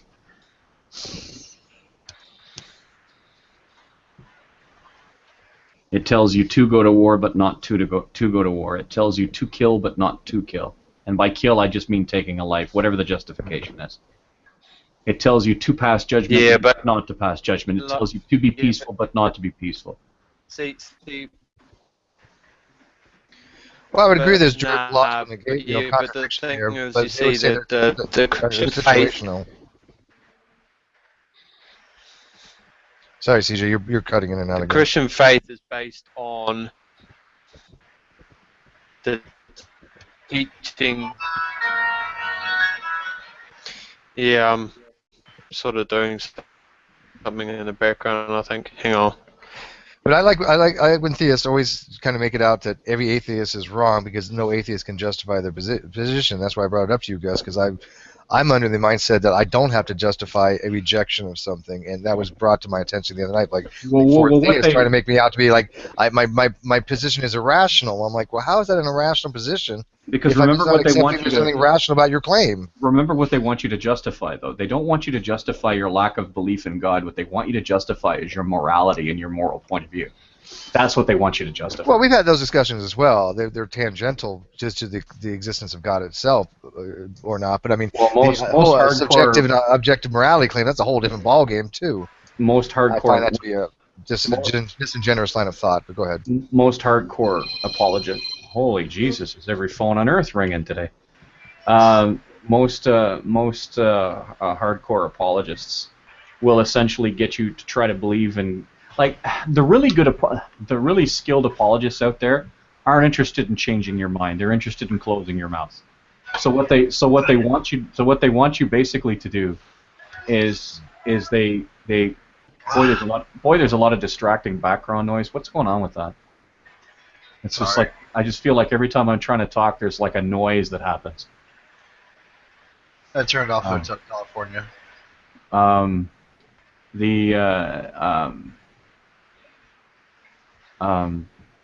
Shit. They're trying to shut your mouth. Yeah, they're trying to shut you. For them. They're trying to shut your mouth. So what they're trying to do is they're trying to get you into a position where you can't immediately give an answer to them of some kind.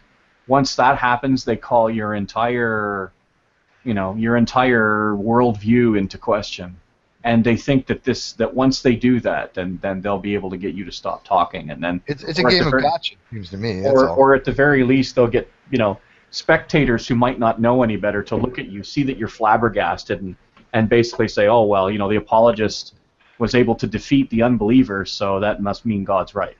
Well, I'm sorry, but I think if they have to use those kind of techniques, then they're pretty disingenuous to try to promote a position of some benevolent, objective moral being that's using these kind of tactics to convert people. I don't find it to be consistent. I'm sorry.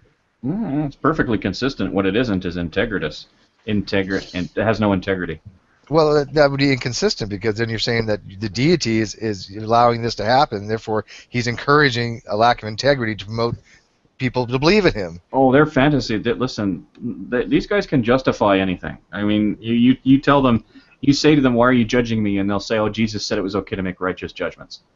You say to them, why are you confronting me and yelling at me? They'll say, why are you confronting me and yelling at me? And they'll say, well, we're trying to keep you from committing essentially, spiritual suicide. They've got an answer for everything. They have to. They're apologists. I just think they're arrogant. I think they don't want to feel special. Arrogant and prideful. They're arrogant and prideful. I never met an apologist who wasn't a bit arrogant and wasn't a bit proud. Mm-hmm. You have to. I agree. You can see, that's another thing that really annoys me. I try my hardest to be a Christian to the core and be the best that I could be as a Christian, right? But the people that are out there that try and twist Jesus's morals and his standards and what he did as a person, and he twists them all up to make them so that it tries and makes up for their stupid shit that they do. Like what you're saying with these people, they say, well, God, Jesus said make righteous judgment, but their judgment is not righteous, and it never will be. And well, you're not an apologist, though, CJ. No, but I've seen people that do that, and they try and utilize it as their foundation to back up what bullshit they're talking. You know what I mean? And that really frustrates me. It's like, well, can I just jump to the screen and like choke you right now because I seriously want to? Like, but oh no, I can't be violent. Well, that's the difference between you and them, though. If you don't know something or something like that, you just say, I don't know. You accept a lot of things on faith. That's fine.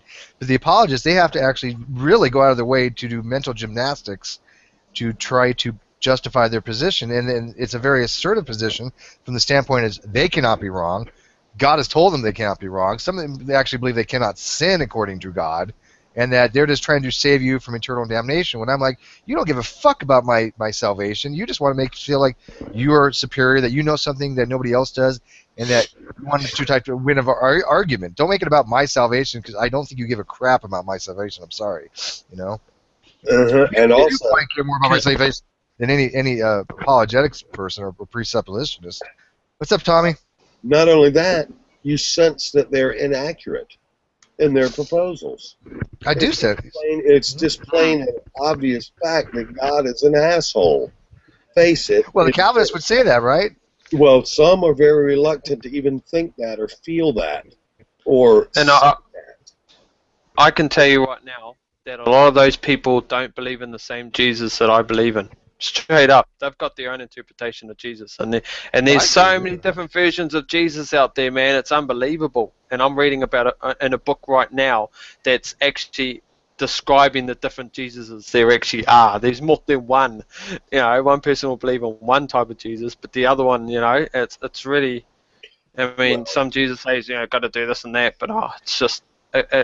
That's where I see the Bible like a series of dots on a page, and you can join those dots whoever you want to make up your own image of whoever you want, you know, whether it be Jesus or God. Like Gus was saying earlier, there's so much stuff in the Bible. It's not that it doesn't say anything; it says everything. It says too much. You can sort of draw on it whoever you like. That's true. But it's so large a book with so much in there, and that basically a lot of things do kind of conflict about what God would want, and that you can draw an inference from using this passage that might be completely different from an inference from the other passage. I don't know. Was it set up that way? You think? I mean, do you think it was intentional that had that much information? Yeah. See, that's the thing, though. People don't understand that Christians are now all we have to be as Christians is what is in the New Testament. They always seem to see that we have to relate to what's in the Old Testament. We don't have to agree with that. I don't agree with some of the stuff in the Old Testament. It happened years and decades and years ago. You know, that the stuff that God did back then, obviously he had his righteous his righteous way of doing it. He did it for a reason. There's always a reason why, but it's not. We don't believe that to be something that should happen nowadays. We believe in the word of Jesus. I know, and that's where it gets twisted. And then people like me get a bad rep because those other ones that are so-called Christians always, and it just does my head in, man. Seriously. I mean, and literature being a new Christian, I'm trying to do what I mean. Sorry, mate. No, go ahead. Literature and writing stuff down. It helped to advance modern man or modern humans in civilization and that. But the downfall is that it also pinned us down into that time period with these texts where all the so-called morals and everything else was sort of proclaimed to be set from those texts. And there's it's very hard to get away from those texts unless you have a society that's willing to change those texts, and that's been the struggle, for the past 2,000 years. Yeah, well, all of the stuff in the Old Testament had its time and place. It did, but you cannot use that to try and use it as ammo against the Christians of today's world.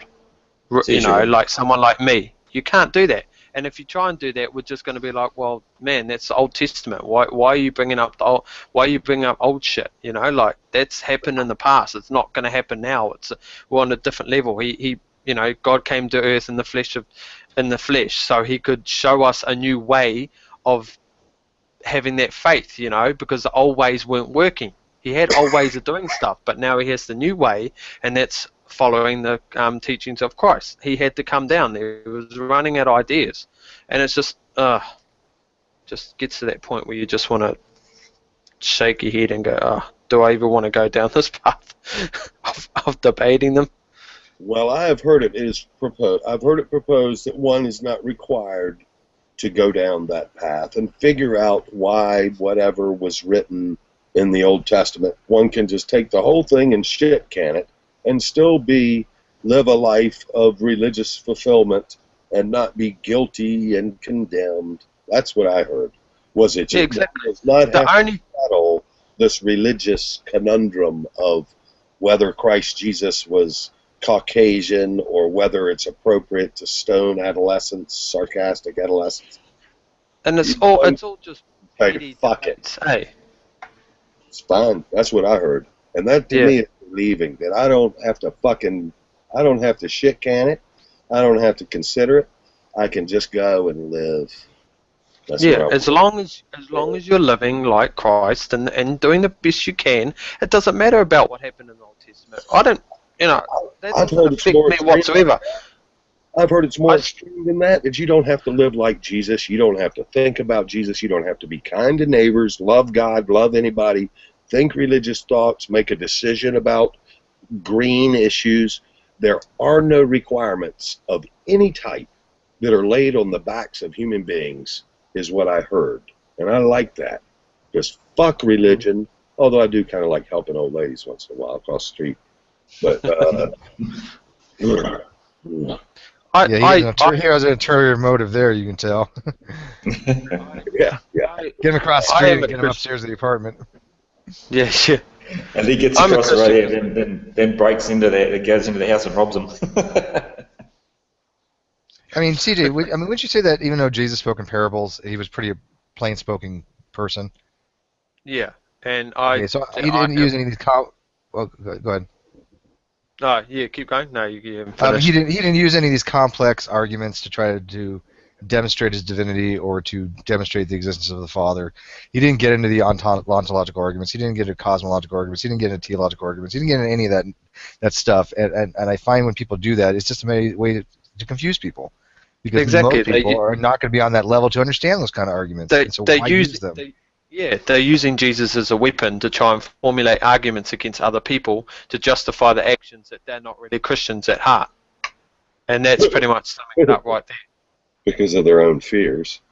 Yeah, exactly. The fact that pluck your own eye out, cut your hand off. Maybe those words aren't appropriate. Maybe they were spoken by some Christ Jesus, and maybe it's not appropriate to pluck your own eye. Maybe but he obviously parable. Yeah, metaphorical. Yeah, metaphorical, allegorical, all that stuff. Literally, I've done something. I better cut my hand off. It's not. He's just saying that's how bad it is. If you do that action, that's you might as well cut your hand off or pick out your eye because Let hillbilly Christian cut his own balls off, go all the way and emasculate himself. Let him pluck his and I think that's why he goes in the nutty is damn right. First place. I reckon for sure he's trying to transition. He just wants to see what it's like. He's trying to transition. He's trying to get that transition. He's doing it country style. Yeah, a lot of. His boobs are getting bigger every time he goes in there. That's funny.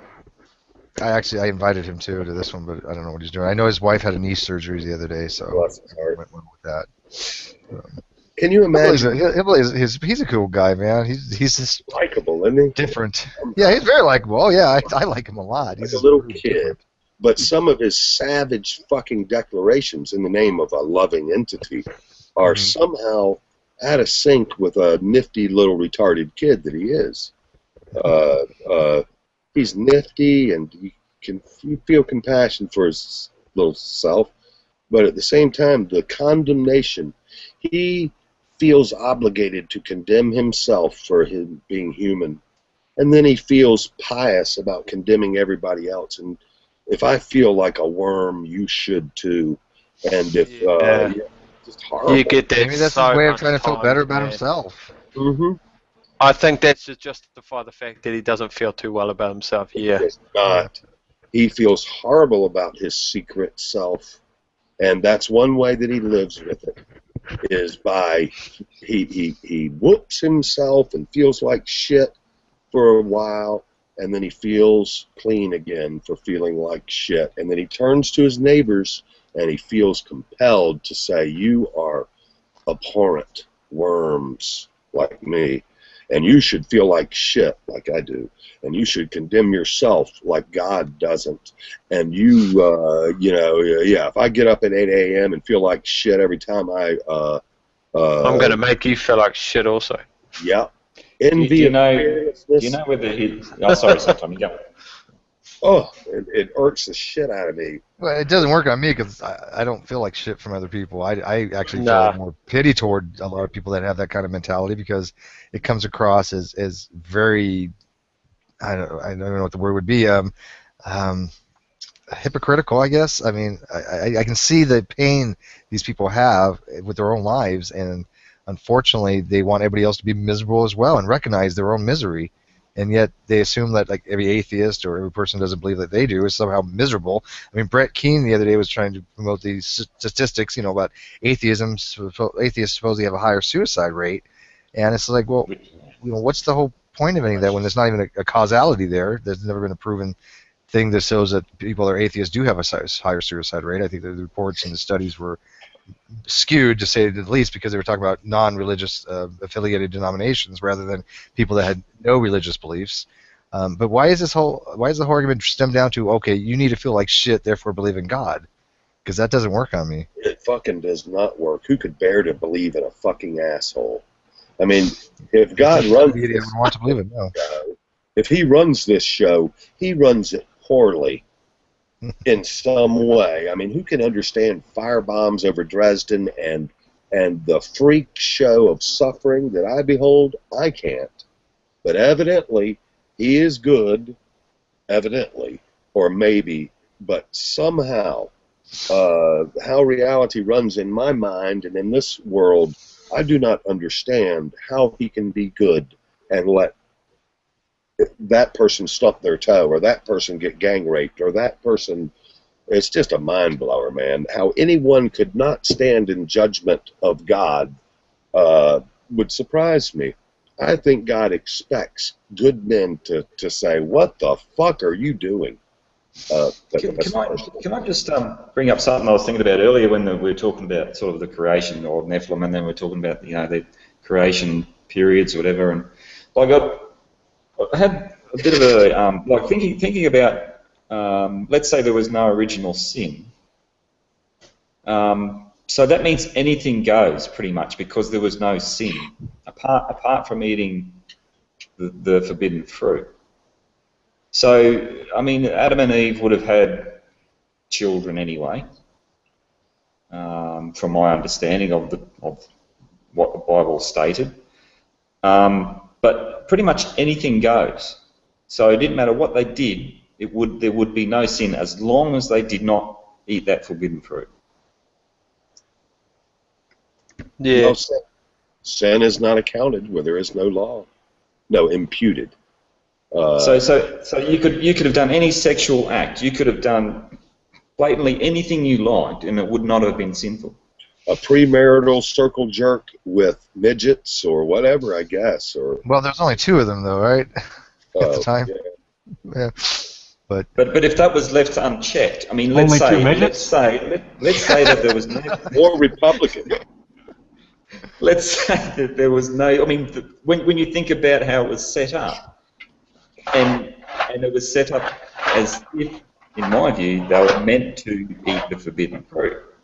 But let's say that wasn't the case. Let's argue that wasn't the case.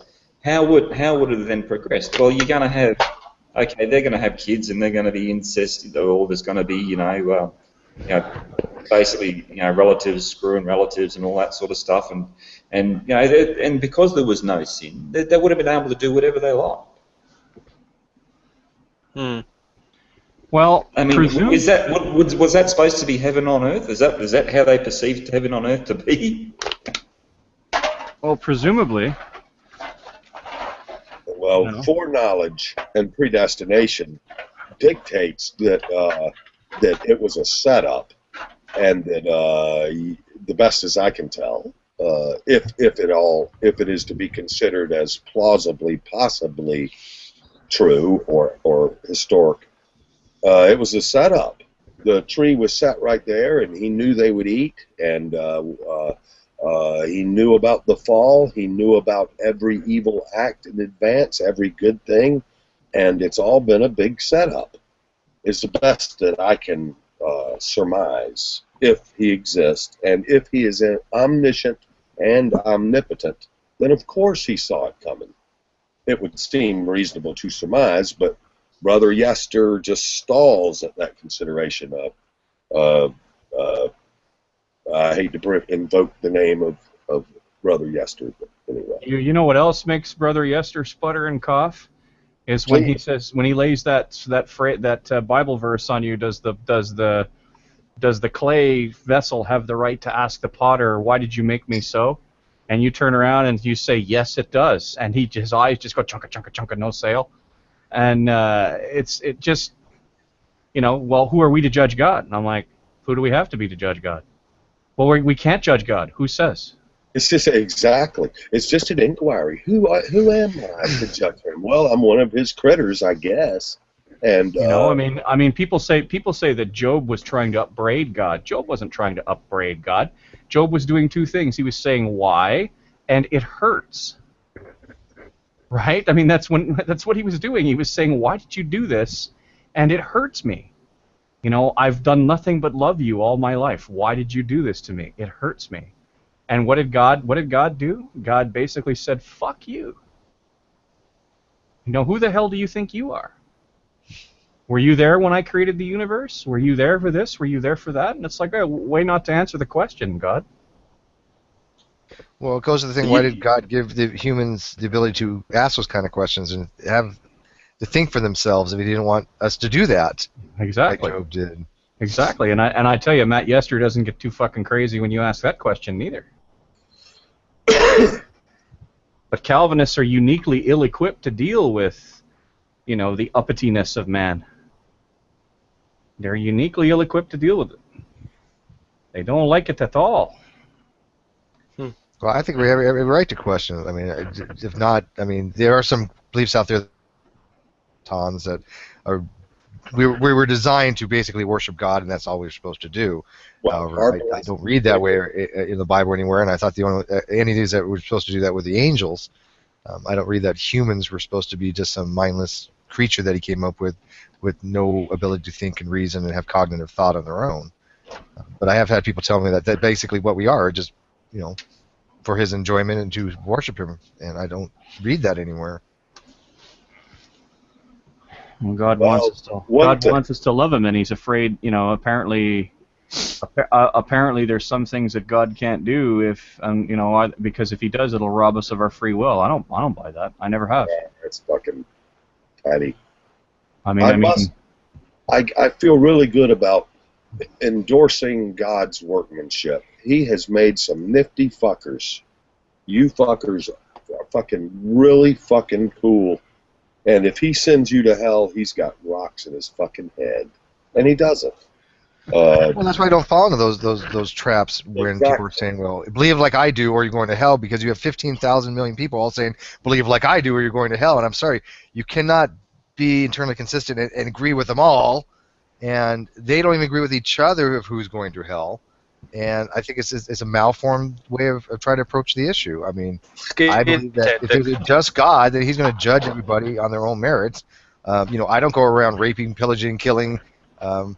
Maybe I should, but I don't. And it's just the way my nature is. And I think that should have some accountability if you're going to be judged for who's good and who's bad, and not accepting what people have told me on faith alone when what they're telling me is contrary to what I know to be established fact of reality.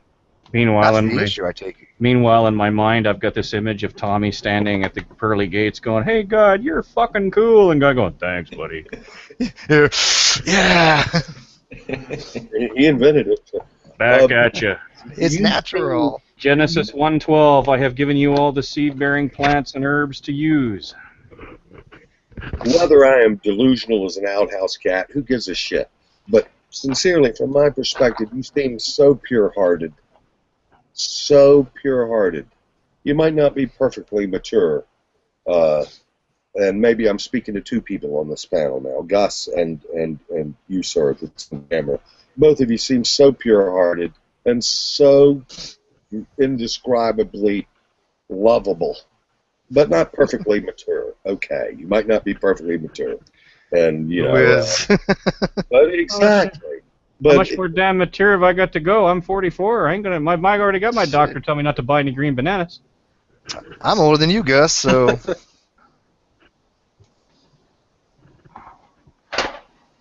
Well, that's all I'm a right. youngin. And I value that. I value seeing people as very good.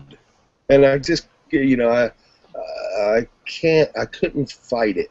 I couldn't fight it all along, man. I see people as I like just to so see the good people. When I see people telling others that they're damned or going to hell, or judging them, that I don't see that as good.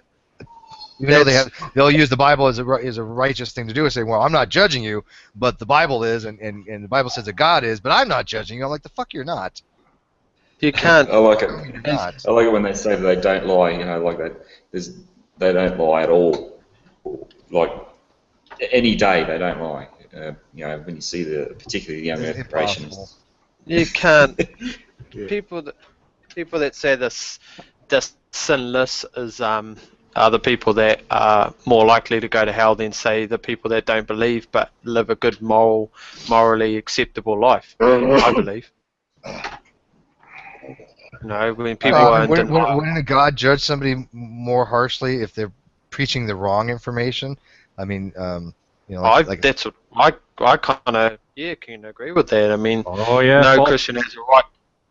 No Christian has a right to go around saying you're damned to hell. You don't believe. Mhm. You're damned to hell. They don't have the right to do that because they're judging people, and only God can judge. So, False prophet. I mean, you rightfully can judge, but you can't judge someone and damn them yourself because you're a sinner also. We're all sinners, so you can't judge another because sinner. they are judges. They're passing sentence. They're already saying that your sentence is already determined based upon the Bible. But then again, you're taking away any ability for God to make his decisions on his own, and you're saying that you understand the process better than God himself.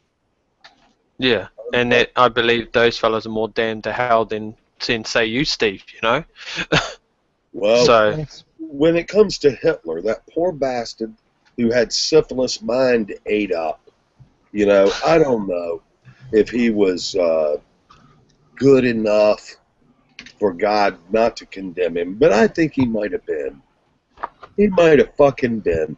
I'm having trouble finding anybody that doesn't seem so forgivable. Any fucking body, from hillbilly preacher to the fucking Pope to Republicans to anybody. Communists, I used to hate them. I used to hate rich people. I used to hate fucking rapists. I used to hate bullies. But now it's like everybody is fading into guiltlessness, maybe not innocent, but just plain pathetically like little children hanging the fuck on. It takes too much emotional expenditure of energy to hate people. I don't have it in me.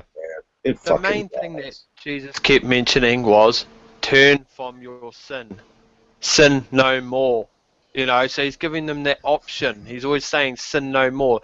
Turn away from your sin. Like the most we all know that people hard out sin according to the prostitutes Bible, right, and stuff. CJ? What's that? Oh, okay, but I mean, Who cares? you have to look at all the different sins out there. Okay, I mean, I don't hire prostitutes, so I mean, I don't go out murdering people. Jesus, what sins do I do that are that horrible? Jerk off every so often. I'm sorry. Well, hey, we're all fucking human. It's mainly basically. And even that's far and few between anymore at my age. It's basically around the Ten Commandments. And the Ten Commandments, there's, the adultery and fornication and stuff like that. But you can't commit adultery unless you're married, correct? You can't commit adultery unless you're under the law. And if the law if the law is fulfilled, you can't commit adultery. It's just because that was the Old Testament, and that's the old law, correct? Right. Jesus but the only thing that does still matter these days was because Jesus brought it up in the New Testament is the Ten Commandments that always came to play right through the Bible, from when they were made up. So he was talking to Jews under the law. He wasn't talking to people after his crucifixion. He was talking to people who thought that they could live by the Ten Commandments and be cool, and the Ten Commandments only condemns you. He was saying, hey guys, wake up, cut your hand off if it causes you. He was talking to people under the law, and the law is fulfilled. I don't have to deal with eating pork or working on Sunday or not looking. Yeah, and that stuff doesn't matter. none of that matters. You're not going to go to hell because you ate pork. Right. You know? Well, And did the that- fulfillment of the law, did the fulfillment of the law begin when Jesus came, or when his crucifixion was the beginning of the new law? Good consideration. Because I don't know. Good consideration. Jesus- Maybe it's all of them. We know one thing's for sure. It's done. It's fulfilled now, boy. Jesus And why has do you come. have why do you have people quoting Leviticus so much, and people saying, well, we should Because, not allow because- gay marriage because of the Bible? I'm like, that's fucking Leviticus. That's Yeah, regardless of whether you believe that's Old Testament. But But the Decalogue is also to be followed. Oh my God, yes. Oh, the Decalogue, the moral law. Yeah, that's what Mike Holliday told me. Excuse me, I don't mean to invoke names. But look, the first two commandments, love God and love your neighbor, even those have been fulfilled. I don't have to love with any frequency, quality, quantity, or anything. It is all, even love, which is good, I don't have to do. And that to You can me, love everyone, but you don't need to love their actions. Yeah, That's but what the do they thing. mean by neighbour? What do they mean by neighbour? Do they mean your immediate neighbour in your street, No, or the that neighbour in neighbour your is in continent? your fellow people in the nation and in your Well, how about society it and says love your everywhere you brother? meet. What about your sisters? You don't have to love your sister? you, Because I can't stand mine. you're just not required to do it. It's okay. Is it only neighbour? It doesn't say neighbours, does it? So you only have to love one. They use neighbour as in a sense to relate to everyone else. You know, I mean, they're not going to listen. Your neighbour, your guy you work with, they're not going to list a whole bunch of it. They just say love thy neighbour. In other words, love your peers, love other people that you have. You know, have love for them too, because even though they've done wrong, forgive. It's all about the good morals of Jesus Christ, and that's the thing that people don't get. People are determining all the stuff that you got to do this. Oh, you broke that commandment, you're going to go to hell. Like, yeah. Whatever, man. You can't tell me I'm going to go to hell. Get out of here. Like, go on. Well, I'll tell you what. I'll tell you this, DJ. If God sends you to hell, then he's despicable beyond belief. Because if anybody deserves not to be, it's somebody who I respect, and I agree more with your type of theological position toward God and religion than I would anywhere with the hardcore, hyper-Calvinist or the young Earth creationist. Because obviously, I don't accept their premises. I think it's obscene. Steve, how did you see the notion or how hell came about in early man? Do you see that it was being some sort of ritualistic thing? Perhaps maybe somewhere near a volcano, or perhaps maybe burning at the stake or something like that, or how do you see hell being that notion of hell being perceived? I think was it the Baptist or the Catholics? I can't remember.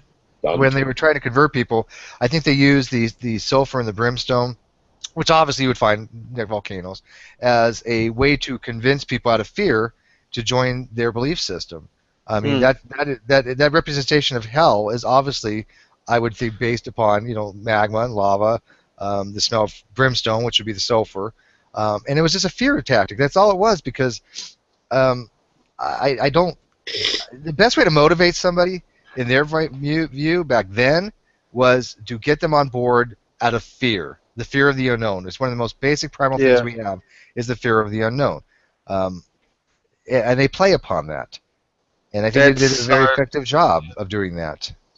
Fear tactics are the number one thing in 95% or at least 90% of the churches across the world, no matter what kind of Christianity or faith you have. My bad, I cut my mic off.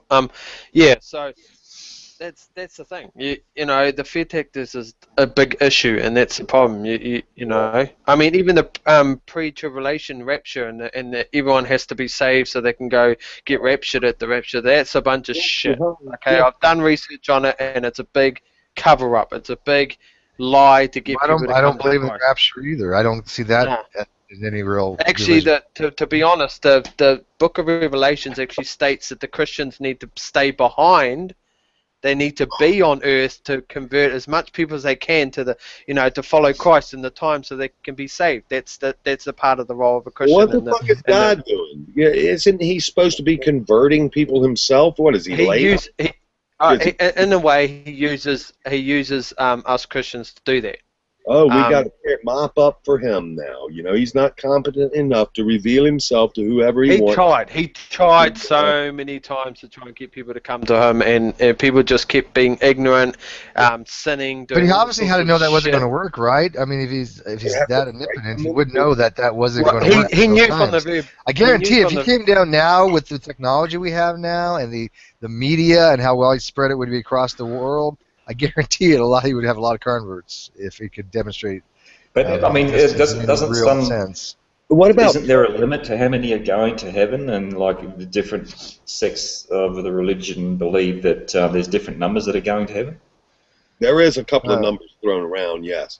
Right. There's a verse that says this. There's a verse that says, "Perfect love cast out all fear." All fear. I don't hear that one quoted by the fire-breathing brethren. Perfect love cast out all fear. That's a beautiful. So if you have perfect love, we shouldn't have fear of the unknown. Perfect love. How do you get selected? How do you get selected? Love itself cast out all fear. I thought it's called elected. The elected, the Calvinists, they're elected. The elected, and they have to come to that term that they're elected on their own, and then they have to convince themselves on their own. And then once they convince themselves, then they have what's like a perfect knowledge of it. And yet, I think it's internally bullshit because you're basically convincing yourself of something, and then you tell other people you have a perfect knowledge of it. That's fucking ridiculous. Orthodoxia.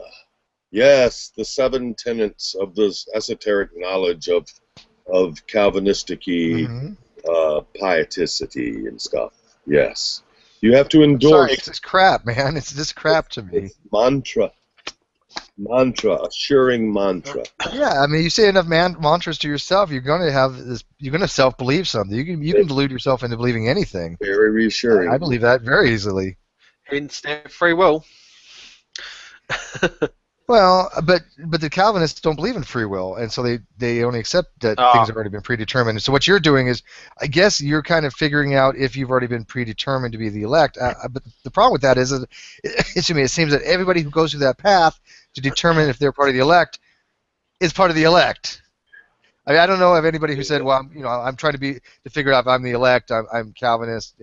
I want to know if I'm one of the ones that are saved to come back and go and fuck. I'm not one of those ones. I mean, how often does that happen? I don't know. I ask Calvinists, I guess. I cannot. Ask Gus. Have you ever had anybody do that? Well, nope, I've never seen it. I've never seen. I don't know how they get that shit from, man. Them's what decides they's elected. Elect already. Can anyone shed some light on that whole situation of where they get that idea from that there's certain elects? God told them. Well, that doesn't. Is that from God? Doesn't the Bible discuss? Doesn't the Bible discuss the elected? Doesn't the Bible discuss the elect? Yeah. I don't believe it does. I don't remember. I don't believe it does. I think you need to go back and look at your Bible, my brother. What does it mention? Well, whereabouts does it say that? I don't know. I mean, I haven't read all the Bible. Tommy. Well, okay. Geez, CJ, you got to read the whole Bible, man. Oh yeah, I'm getting there. It's a big book, man. Just get the highlights, man. Don't listen. I'm still trying to get to the New Testament. I'm a new Christian, man. So it takes time. But I'm studying the Old Testament as I go through the New Testament. I'm reading the New Testament. That's why God created Cliff Notes, CJ. You don't use the Cliff Notes of the Bible. What is wrong with you? All the Father gives me will come to me, and I will raise them up. Anyone who comes to me, I will not cast out. A bruised reed I will not break. It is his responsibility, and it is him. He chooses who he wants, and maybe he's a little bit easy to underestimate. Maybe he's a little too gracious than to fry people in a lake of burning fire with gang rapes and no free jalapeno peppers. Dirty free gracer, you dirty free gracer. Imagine that. Is that really that dirty? Is that what they call the cheap grace concept? Yes, greasy grace. Oh, you have to accept in every fiber of your being, and it's like, man, come on, man. All the Father gives. I believe the elects are all the true Christians that have Christ in their heart. That's pretty much what I'm going to say on the topic. I don't believe there's certain elects that you have to be this. You have to wear this certain crown of righteousness so you can, No, that's not yeah, how the yeah, elect. That's or not how the dress. elect. No. How that's not how the elect works. God basically has chosen, according to God's chosen a certain number of people, and that's how it works. Like it doesn't. Once you're elect, you're elect. That's it. And the whole idea is that you're not supposed to want to be impious, so you aren't impious. You're not supposed to want to be a sinner, so you're not a sinner. So that's I don't how it's supposed to work. agree with Right. that. You're elect. I don't agree with that at all, and I want to see where in the Bible where they get And that once from. you because I really once want you to do some convince research yourself on it. you're elect, you can, I mean, in theory, basically do whatever you want, couldn't you? Well, Yes. yeah, but the whole idea is that you wouldn't want to. That's the whole idea. The whole idea is that God has taken out your heart of stone and given you a heart of flesh, and therefore you're not going to want to do these things no more. Except in the Yeah, well, never mind. Yeah. God does, in a sense, He replaces the heart of stone with a heart of flesh. In a sense, that has been told around. I've heard that before quite a few times. But I really want to know whether these Calvinists get their ideas from out of the Bible, and if it is in the Bible, fair enough. But I want to know where it is, and then I want to do my own research on it and figure out if they're reading it in context or not. Because that's the problem most of the time. I'm pretty sure when you're finished reading the whole thing, you'll find it someplace. Well, I like to find it now so I can challenge some of these people. I want to see if they're reading it out of context or not. Just between you, me, and the fence post, you leave yourself open to an awful lot of attack from these biblio-idolaters by not having read the Bible before you decide to step to them. Well, yeah, but I mean, I'm just a beginner in Christ. I'm a baby in Christ. They can't hate me for that. Well, that's not what they won't hate you. That's not you're being. And I'm trying to calm your fucking tits here because you're going to walk headlong into a series of fists, and I'm trying to keep you from the suffering, sir. So what I'm basically telling you now. So what I'm telling you is it's in the Bible someplace. I'm an atheist. I know it's in the Bible because people tell me it's in the Bible. I assume since you're a theist and you're reading the Bible, you will essentially discover the elect. When you do, you'll be far better equipped to talk about it than I would be to explain it to you. So keep reading. That's what I mean. I would find, when I find it, and if I do find it, if I find it sooner, that'd be good. But I'll make sure I do research on it, get a full, proper understanding of it, and in its context before I challenge. I always do. I never ever challenge people to something. I'll warn you right now. These Calvinists, most of them know the Scripture like the backs of their hands. Yeah, I don't. And they know exactly how it works. They know. They have the arguments down pretty well. I mean, I will admit that the Calvinists I've read their arguments are very rational as far as they accepting their premises and presuppositions. Beware the sin of pride, buddy. Beware the sin of pride. Well, that's what I think the world is prideful. I was a Calvinist. Well, I held Calvinist views. Now I am an ultra Calvinist. With a charismatic merit badge. You're so Calvinist, you're un-Calvinist. No, man, I look down on my little brethren Calvinist with their limited atonements and their as if they have ever thought about irresistible grace. Matt Slick wouldn't know irresistible grace from hot pussy. He would not. I wish I could make it more colorful than that. So where's this resurgence of Calvinism coming from? Is it a local thing with the internet? I was never exposed to it as a kid, so I from hillbilly preacherism.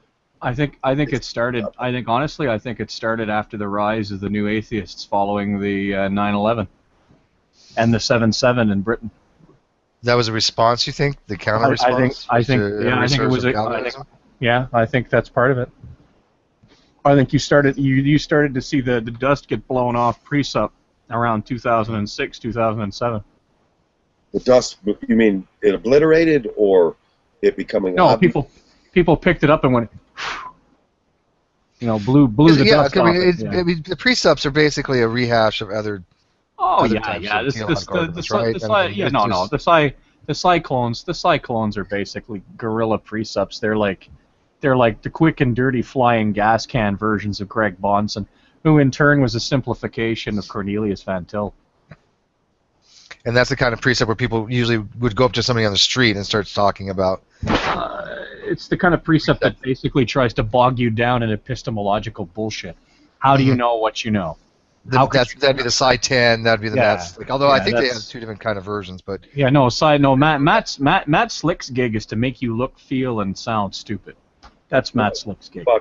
And Psi 10 is basically just to bog you down in trivial in epistemological bullshit. He once he gets you to admit that you could be wrong about everything you think you know, you're all done after that point. You are fucked. Well, I just find he does a lot of equivocation with the word knowledge. Of course he does. He plays word games right, left, and center. But the problem is that in most cases, the only way to deal with him is to step outside the argument, and he's very good at keeping you in the bounds. He's very good. Yeah, but when he's not, though, he makes himself look pretty foolish, I think. Well, if you can manage to slip the surly bonds and fucking, and step outside of the carefully delineated box he's created for you, then yes, you can make him look exceedingly foolish. He's a little bit more sophisticated than G-Man. A little bit more nifty vocabulary. Well, I had a precept the other day trying to do a precept run on me, and even though I'm not that familiar with it, he was so bad at it, whereas at the point where, I'm kind of converting it back on him, and he just got frustrated and left. But it's inevitable.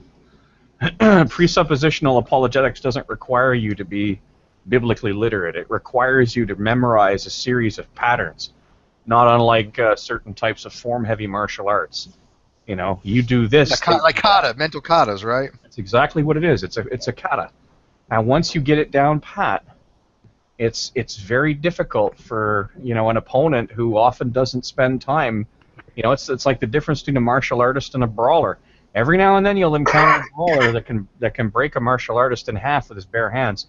But generally speaking, you put a martial artist in a room with a brawler, and it's usually the martial artist that comes out on top. So, and this is exactly what it is. You said kata. That's absolutely right. That's what they do. They practice a series of kata. I see it. I see that very well. And that's what it works out to be. And Matt Slick essentially takes the precept, but he uses the transcendental argument for the existence of God. He basically wants to he tries to use philosophy to argue God into existence. And the problem, unfortunately, is that the way people accept philosophy is that if you accept the precepts of what people are arguing with you, then you must accept what the precepts lead to. And if you accept the argument, then you must accept what the argument stands for. And that's kind of what happened the other day, because I went down the road of logical absolutes with this guy, but he didn't know what they were. And it confused him, because I was asking about what you know and knowledge. He was asking me, everything you know is wrong. So of course I said, well, you're talking about philosophy, you're talking about science, could the logical absolutes be wrong? And he didn't know what they were. And I'm like, well, you're running the argument on me, and I'm trying to explain to you like the law of identity, law of non-contradiction. So he wasn't well versed in like basic concepts, and so they were off script to him. The truly clever precept wants to get you answering one question. You don't know anything. He wants to get how do you justify your beliefs? No, he wants to get you answering one question, and that's how do you know that? How do you know anything, and how do you justify your beliefs, and how do you know your senses are valid? But once you say, I know this because of that, he'll say, well, how do you know that? And you say, I know that because of the other. Well, how do you know the other? Well, I know the other because of the first. Well, how do you know the first? And he'll fucking dump you in infinite regress, which is a problem that every philosopher suffers at one point or other. But, well, they do like a reductio ad absurdum try to thing too sometimes. And what if one? And they say your reasoning is circular because you're using your reason to justify your reason. And I'm like, well, my position has always been, well, if my senses have been accurate and I can rely on them, I have no reason to not trust them as my way to interact with the world, because that's the only way I have. But if you could be wrong about everything you know, how can you trust your senses? Yeah, we can't. There's certain things we cannot be wrong about. Because I'm not God. Yeah, but how do you know that? I'm not God. I'm certain of something. I've had a precept look people in the face and say, "How do you know that you're not God?" I don't. Mm-hmm. What if you say that? I don't know. I don't. Well, if they say you might be God, then I think their whole argument is completely invalidated. That's absurd. But how do you know? I don't know.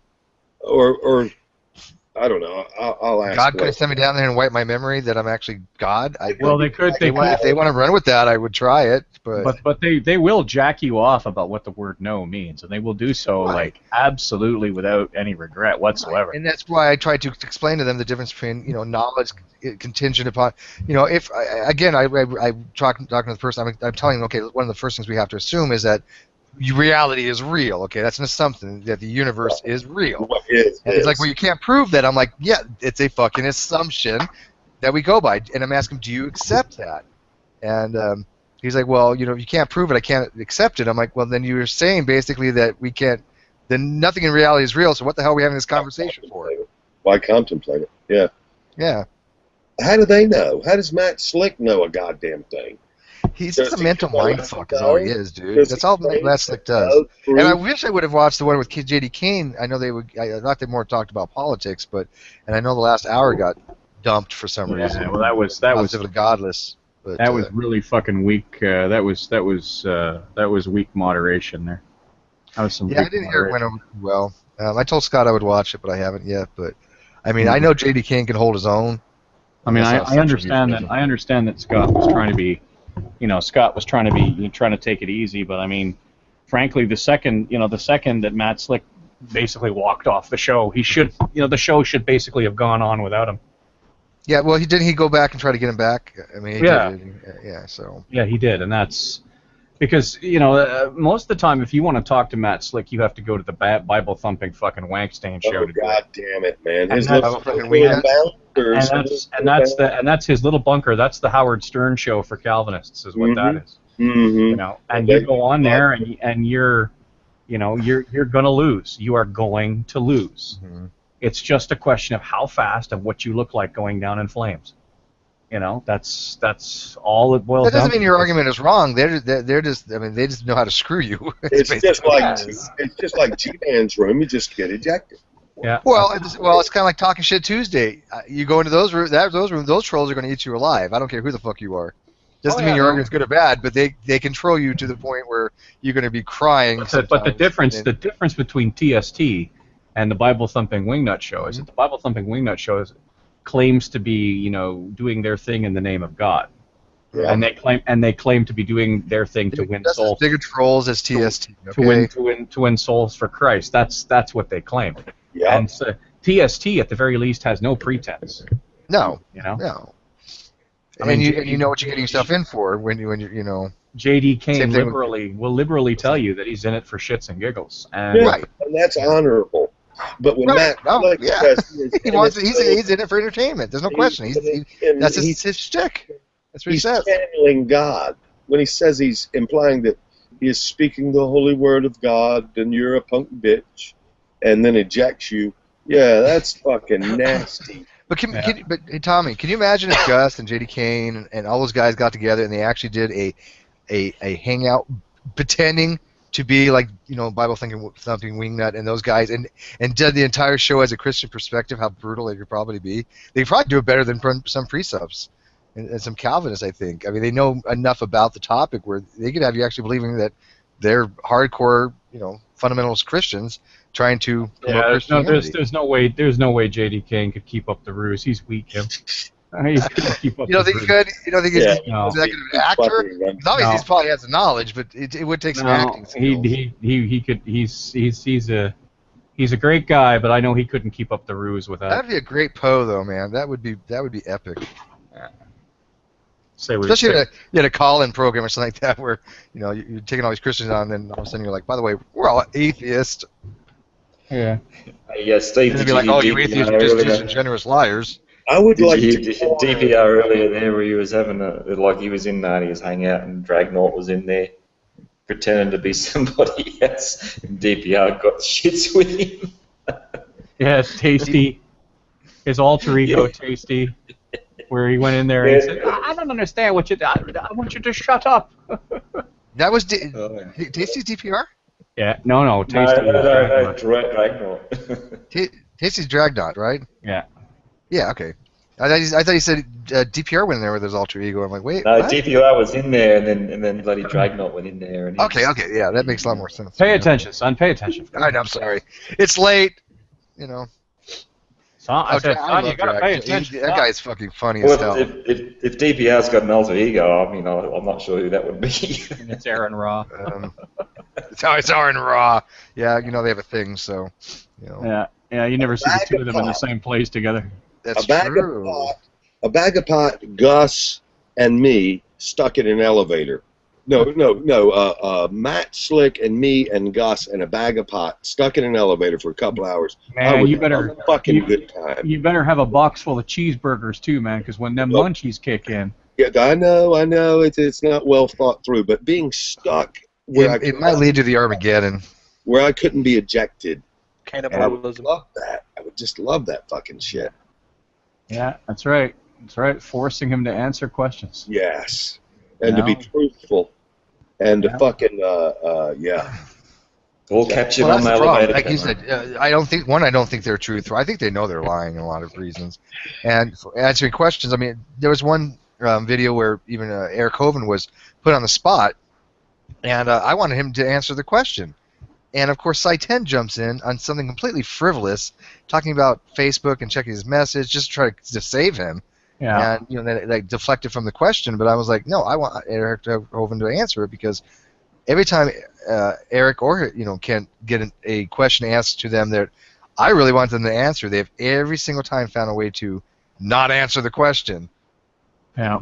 I don't know. They might just be afraid they might be lying. I'm not sure if they know that they're being untruthful liars. I think there has to have some degree of willful deceit there. I really do. Really? I mean, in some of there's got to be some in there. If I'm trying to write something to try to distort some of what somebody's saying, or to convolute the conversation, or to out-manipulate them, that's obviously some kind of deceit, because I engage with people, I just talk to them. I'm not sitting there trying to work out a strategy to out-manipulate them. And their whole game plan is to out-manipulate. That's what it is. It's a game of manipulation. Right. And that's why I don't get along with a lot of the philosopher things, or that's why I don't get involved with them, because I don't like that type of format. Disingenuous. It is disingenuous. It's not a co-contemplation of what might be true. It's a fucking parlor game of punk central G-manism. It's not a truthful contemplation, and it's slimy like that. It's not a real inquiry. It's a mental masturbation, and I didn't take philosophy, so it's not one of the areas I know much about, and so I mean it's not my purview. And then when I see people that do know a lot about philosophy, I never see them get anywhere. But I see, they always do get somewhere. I'm like, no, they really don't. I see Matt Slick as afraid, and Matt Yester as just little fucking sophisticated little children that are afraid with mantraism and yeah, he likes to strut around and fucking act all cool with his Rappaport friends and all, but he's fucking afraid, man. He's afraid of his balls. He's afraid of fucking reality. He does not understand God or the Bible, and he's got this logic. He's fucking afraid. So you think he has a false sense of security and bravado? Well, he's got what he's got. His understanding, oh, yes, I understand predestination. Oh, yes. And he's got this. Yes, I call upon Jesus, and I've got all the understanding, and my faith is what saves me, my understanding. But he's afraid, man. He's got holes in his understanding. He is clueless in some ways. He's got loose ends, and he struggles to keep them from being unraveled. And if you start picking at him, he's going to fucking redirect or change the subject ad hominem. He's going to fucking Rappaport or what Wingnut. He will protect what comforts him, which is his. Yeah, and you can tell when he's gone down that path. He'll start like doing his weird cackle and insulting people. Mm-hmm. Talk about demons with Matt Slick. Bring him out of the closet on that and see him fidget a little bit. Or, yeah, there's certain subjects that can fucking, he won't. He'll, oh, I gotta go, bye. You know, well, I want to give I want Hovind to give a definitive answer that he has said he thinks UFOs are possibly demons. And, I want more elaboration on that. I don't know. Nowadays, if you make that kind of assertion, because back then, in the 70s and 80s, ufology was popular, but now if you make that kind of assertion, I think you're looked upon like a wingnut. And I sort of can of worms. a can of He worms. says the devil rides around in a spaceship, is what he basically implied. That the devil needs a spaceship to move around because he can't be in multiple places at once as A God can. demon on top of every Buddha. Yeah, and Jezebel's lime-flavored joy jelly. Ooh, the demon of Jezebel's lime flavor. It's just so intricate. Doctrine of demons and demon of lust, demon of big-bottomed girls. So he has a hierarchy of demons, and he believes in like Well, succubuses, it is a incubi. common teaching in culture. This demon, primitive fucking demonism conjecture, hyper-biblical conjecture about demons implanting thoughts. Ask Peripheral Prophet if demons implant sexual desire. He'll fucking freak out and leave. Well, isn't that like Descartes' maleficent demon? I mean, that some demons outside whispering things in the ear from another reality of some sort that you couldn't know if it's your own voice or a demon. Implanting thoughts. Yeah. Is Thought the implantation. and desire implantation. The devil made me fuck it. Or yeah, I just call that human nature. Omnivorism, maybe. I don't think we need a demon to explain those types of phenomenon when we are biological creatures and we are subject to biological things. And a brain can think of all kinds of embarrassing things on its own without some extra biblical little something crawling in your brain, struggling with the microphone with the Holy Spirit. They fight in a domestic dispute, and the demon wins, and fucking you have thoughts like, fuck this shit, goddammit. Tommy, do you think that Matt Slick may have some, or any people in his sort of position may have skeletons in the closet there where they have to hang on to their... Everyone. Yeah, they have to hang on to their beliefs.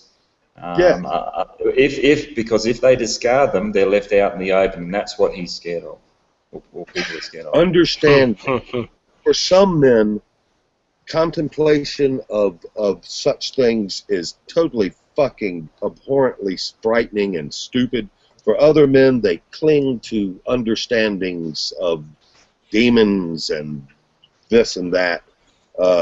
He is a man who struggles with fear and struggles with shame of his embarrassing little human thoughts and feelings and desires. And hell yeah, his understanding is very important to his equilibrium, and he will freak out if, in some ways, very afraid without that understanding, that hyper-orthodox, intricate, all the ends are tied off neatly. And, yeah, he's got skeletons. He fucking feels shit and thinks shit, and that freaks him out. He's afraid. It's kind of embarrassing to be a human being, I hear. Yeah, look, from my own experience, I don't sort of have anything that I'm needing to be, sort of feeling embarrassed about or anything like that. So I mean, everyone has some sort of skeleton in their closet, but not to the extent where I have to, look to the sky and go, holy fucking hell, someone help me out of this fucking mess, But it just makes me wonder how many people are in that situation where that's all they have to keep them, I guess, feeling comforted. Knowing what they have done in the past, and holding on to that guilt, and trying to reconcile that with God rather than, just either confessing or owning up to it with perhaps maybe, whether it be psychologists or authorities or whatever or anything like that. I didn't come to Christ because of any skeletons in the closet. I mean, I already knew that they were there. If I had any, I knew they were there beforehand, and I didn't expect God to fix those issues for me. I had to work on them myself. If anything, I would ask God for the strength to maybe overcome those skeletons, but that's about it. I wouldn't go, hey, God, can you get rid of these skeletons because I can't do it myself. I mean, most of the time you do ask God to help you through things, but as far as the skeletons in the closet, I don't, Yeah, I'm not saying that obviously everyone is like that, but I was just asking St. Tommy because there seems to be, you often hear of the stories where people have committed horrendous crimes and against other humans and that, and they seem to try to reconcile that with God, and that's when they become born again, or they become a Christian or whatever. That circle jerk at scout camp.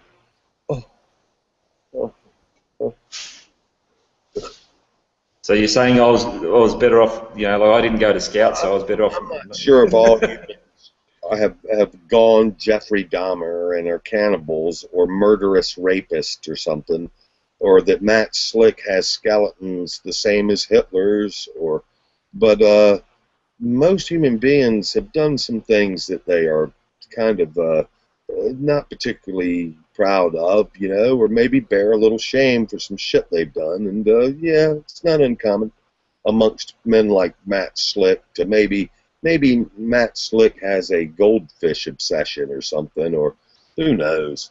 But yeah, that'd be me. I love my goldfish. Yes, I do too. I get intimate every so often. I'm lonely. Yeah. And by the way, we got some viewers. We have plenty of room in here. If anybody's viewing, wants to jump on in. Is this live? Oh, how quaint. I was gonna say. Hang on, I'll get to it. That sucks. No, it's gone. I was too busy thinking about. Why'd you have to say that, man? It gave me a real raw and not a very good eye. Not hard out, but like. Well, this was the last minute thing. Like I said, I just threw it together only because I wanted to get Joe's feedback, I guess, from how he thought he did in the debate. I wouldn't call it a debate. It wasn't a debate to me. But well, they were just talking past each other. I mean, Nephilimfree was talking about something completely different. Joe was talking about something completely different. How about the boiling on the same topic? The boiling chest neighbors, are they still active? They have some videos every so often. I've been out of touch. I've been fucking around with Rob Beasley and different things. The piss boilers, they didn't do anything last week. I don't know what the reason was for that, but I'd stay away from Rob Beasley. I have nothing to do with that situation. Oh well, he's been carted off to the funny farm, him. Yeah, I don't. Quality assistance. The house of the hatchery of the boobies. The about crazy as I go is Brett. I like Brett a lot, but I know listen, I just want to tell you guys about a situation here. I gotta step out for a cigarette, okay? Entertaining. I'll give him that, though. He really is. One of the most annoying hangouts I've ever been in. The guy's got to constantly editorialize, step into the middle of conversations, break up the flow of conversations just to, a new person's here, and so when a new person's here, we have to say welcome. Fuck off! I'm in the middle of a conversation. Shut up. Fuck me! Like I'm just at the. Like some people don't understand. Just about to make that point to drive the nail home, and you're just about to make the point to and you just about got the fucker too, and then there's a. I gotta go have a cigarette, so you guys mod for me, make sure nobody comes in here and does a helicopter. Snickerdoodle 422 has just joined us. Everybody say welcome, Snickerdoodle. Fuck off, Snickerdoodle. Step in front of a fucking chopper's rotor blade. Would you please? I got shit to do. Honestly, honest to God. But I'm sorry, he's just entertaining. Who is it? Brett. He's so sensitive. Oh, yeah. So sensitive. I didn't know he was He's actually mellowed out a bit. Listen, I tell you one thing, Mr. McRae. I tell you one thing, Mr. McRae. Don't fucking trust him. He's treacherous. Well, I'm not going to go out to dinner with the guy. I mean, that's not the point, man. Like, that guy's got a reputation and it's well deserved, man. You've only been here for a short time. I'm quite familiar that his history and his rep. I mean, I'm not going to ever put myself in a position where I have to give him any trust. Well, just remember, never turn your back on the scorpion, brother. Well, thank you for the words. They are well received, and I'm aware of that. Yes. What was the show he what was the show he went on the other week? Was it the Amazing Atheist or something?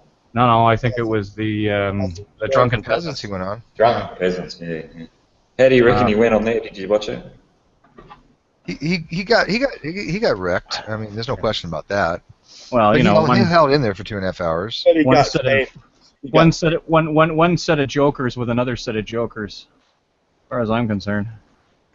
I mean, don't get me wrong. I mean, the drunken peasants are good for what the drunken peasants are good for, but there's just a little bit too much emphasis on the cocks fucking.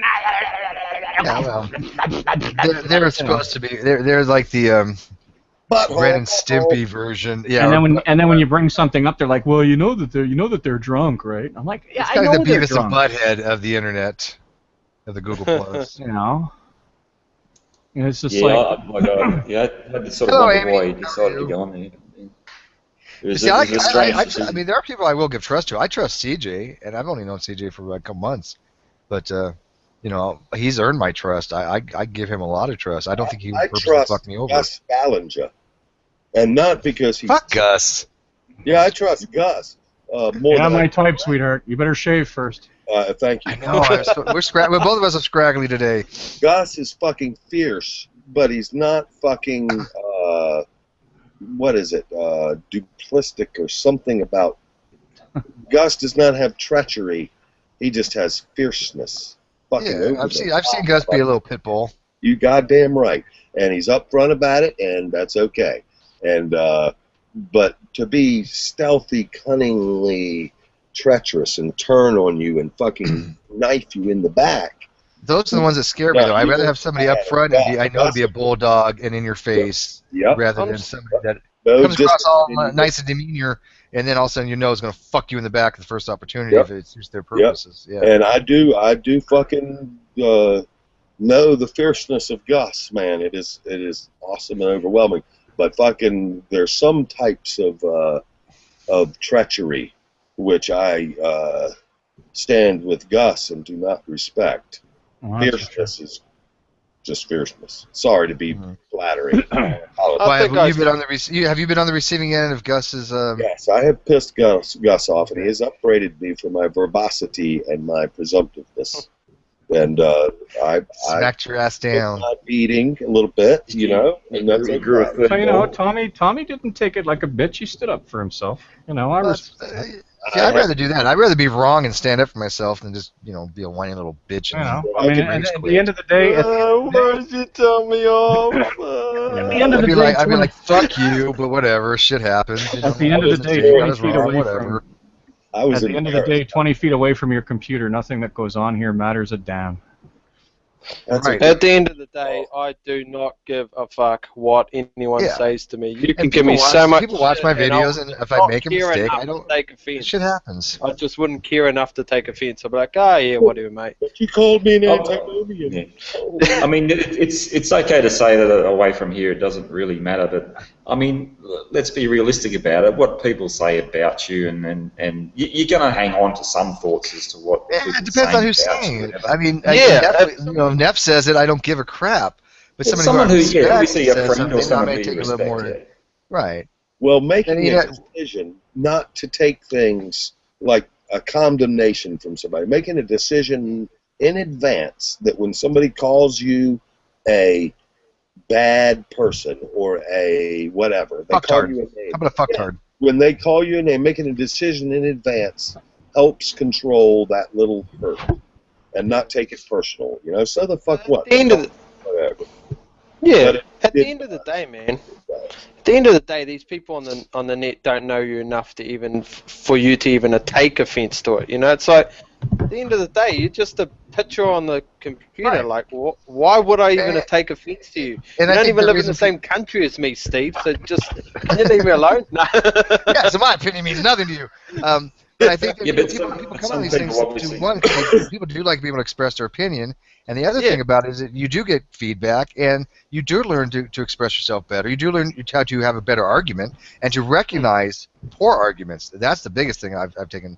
But some people also they do get very emotionally involved with others, and definitely. There isn't an emotional attachment with some people, and that's something that I've seen. And that's something that cannot be sort of discarded, so easily. As much as everyone likes to think as much as everyone likes to think that, okay, it's just the internet or whatever, and it's just Google Plus, it still has some sort of effect on people. Yes. Oh, and some people will take a few things to heart. They will, and hey, it happens, but the majority of us just don't care enough. It's good mental hygiene to filter it. Yes, to bond and be friends, but to filter what strikes the old eardrums, and in advance make a decision not to let sticks and stones break my bone, or you know what I'm saying, or And that's the problem when they take it off of YouTube, they take it off of Google Plus, and they take it into real life, and try to get people fired for their opinions, or to disparage them on other forums and other things across the internet. That's the shit that I get tiresome of. I don't deal with those things. I have no reason to disparage everybody. It's not like I hate Kent Hovind. I just can't stand the science that he promotes and things like that. But I'm not going to sit there and trash his name and go after his family and any of that bullshit. It's ridiculous. I just stick to the issues. Yeah. And you got to. I mean, obviously. Go ahead. Back. I was just going to say, but the thing, obviously, with the internet, it's easily controllable. That's the thing. I mean, it is up to that individual as to how much they can put up with, or how much they want to involve themselves with the issues. So, I mean, it's a lot more easily controllable than outside of the internet. Well, you also got to decide. People have control freaks, though, Black. They get very offended very easily, and those are the ones that are very emotional, and those are the ones I tend to try to avoid as well. I can't stand the highly emotional little whiny little bitches. I'm like, suck it up. I can't deal with it. You're right. You also, God. Andy, you also got to be. There's a few people out there, and it's like, you know what? If you cannot take some punches, then don't get in the fight. Yeah. Especially if it's a hard that the name tells you it's going to be about a certain something, and you get in there and try and get amongst it, and you're just out of your league, and then they just own the shit out of you, and then all you have to do is just cry. It's like, oh well, you put yourself in that position, dude, or chick, or whoever you are. CJ had a troll hangout that was called. What do we call it? It was. I call it just trolls. With it's like bring your best troll. And CJ and I would just sit in there, and all of a sudden these anime fanboys came in, and they started trolling us or trying to, and they sucked at it so bad. I'm not a person that's good at trolling, but even I was able to be like, they were muting me. They were getting pissed off. And I was like, you come here to troll us, and you guys are the one getting pissed? Does so, do you have, eyes? Yeah, I bet you totally have eyes. Oh, gosh, it was horrible. These are the worst trolls I've ever seen. It was funny. And then they kept muting me and Steve, because I gave Steve the controls as well, and he had to mute them hard out, and I just said, look, I'm the person that runs this shit. You mute me 3 times in a row, you're getting kicked. And I was just like, I knew it was going to happen anyway. I knew they're going to just do it because of trolls. But I expected that. I was hoping for some trolls to come in and play a little game just to see what they, But yeah, they weren't trolling very well, man. They did a poor job, and it was just fun. Man. I was cracking up, though. I don't even was cracking up because they were so bad at trying to troll. I want to do Trolls Part 2. That'd be real fun. See if I can get Gus in there. Get Gus and get Dragnot, and who else would be really good for that? Yeah, but I mean, the other thing you got to be aware of in these hangouts is you got to be able to decipher between constructive criticism and people that just want to be out there to hurt you. That's a difference. Yeah, personal attacks or whatever, yeah. Yeah. You've got to be able to decipher between the both, because there are people like Steve. He's corrected me a few times, and he said, well, no, you're not quite right in saying that, CJ, and I can tell it's constructive, He didn't go about and go, oh, Chris, you're full of shit. Why'd you say that shit? Like, fucking useless cunt. I think within the debate community, there are some people who will defend their faith, for not to, basically till they bleed, where and they put their faith above everything, and from my perspective, from an atheist perspective, it's something that I feel it should be able to be ridiculed and mocked. The religion itself should be, not the person, but the religion itself, and that that does sort of get people offside, you know, and that's Honestly, that's obviously I put my religion first. I put my Christianity first. It's number one in my life always. And people can throw everything they can to me, but at the end of the day, I'm still a Christian to the core. You haven't changed me, so it's just a big waste of time. You can do Caesar's whatever not you gonna take it want to personally. me. If I rib him about the religion, Yeah. it's not going to take it personally. Yeah, exactly. I just don't care enough to take it personally. I've met people that are literally in real life, not even on the net, that have literally been out there to try and befriend me and hurt me, and I've been hurt in the past. So I've built a guard up. I put my guard up now, and I know sort of decipher between the two people, and I'm different now, you know, like older and just don't care. So whatever, man. You trying to hurt me? Or guess what? It's not working. It's not working. You know, it's funny is I've actually had people that I didn't like at one time, like a year, 2 years ago, and then after I started doing Google Hangouts and I invited them in, you know, we actually had a rapport with each other. Case in point, like, you know, I'm Kenny Rogers, you know, aka Mumra, aka Moses Prey. I mean, he was one of the biggest trolls around years ago. I mean, people he got people really pissed off on videos. But since he can't piss me off, we actually have a rapport, and I don't believe anything he says. But you know, he's a likable guy.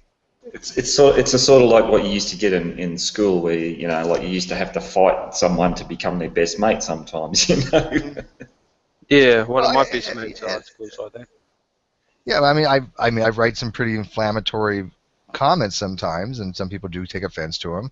I try not to, but I do, and occasionally I'm like, well, you don't bring it to a hang-up, bring it to an open forum and let people evaluate your claims on my comments and things like that nature.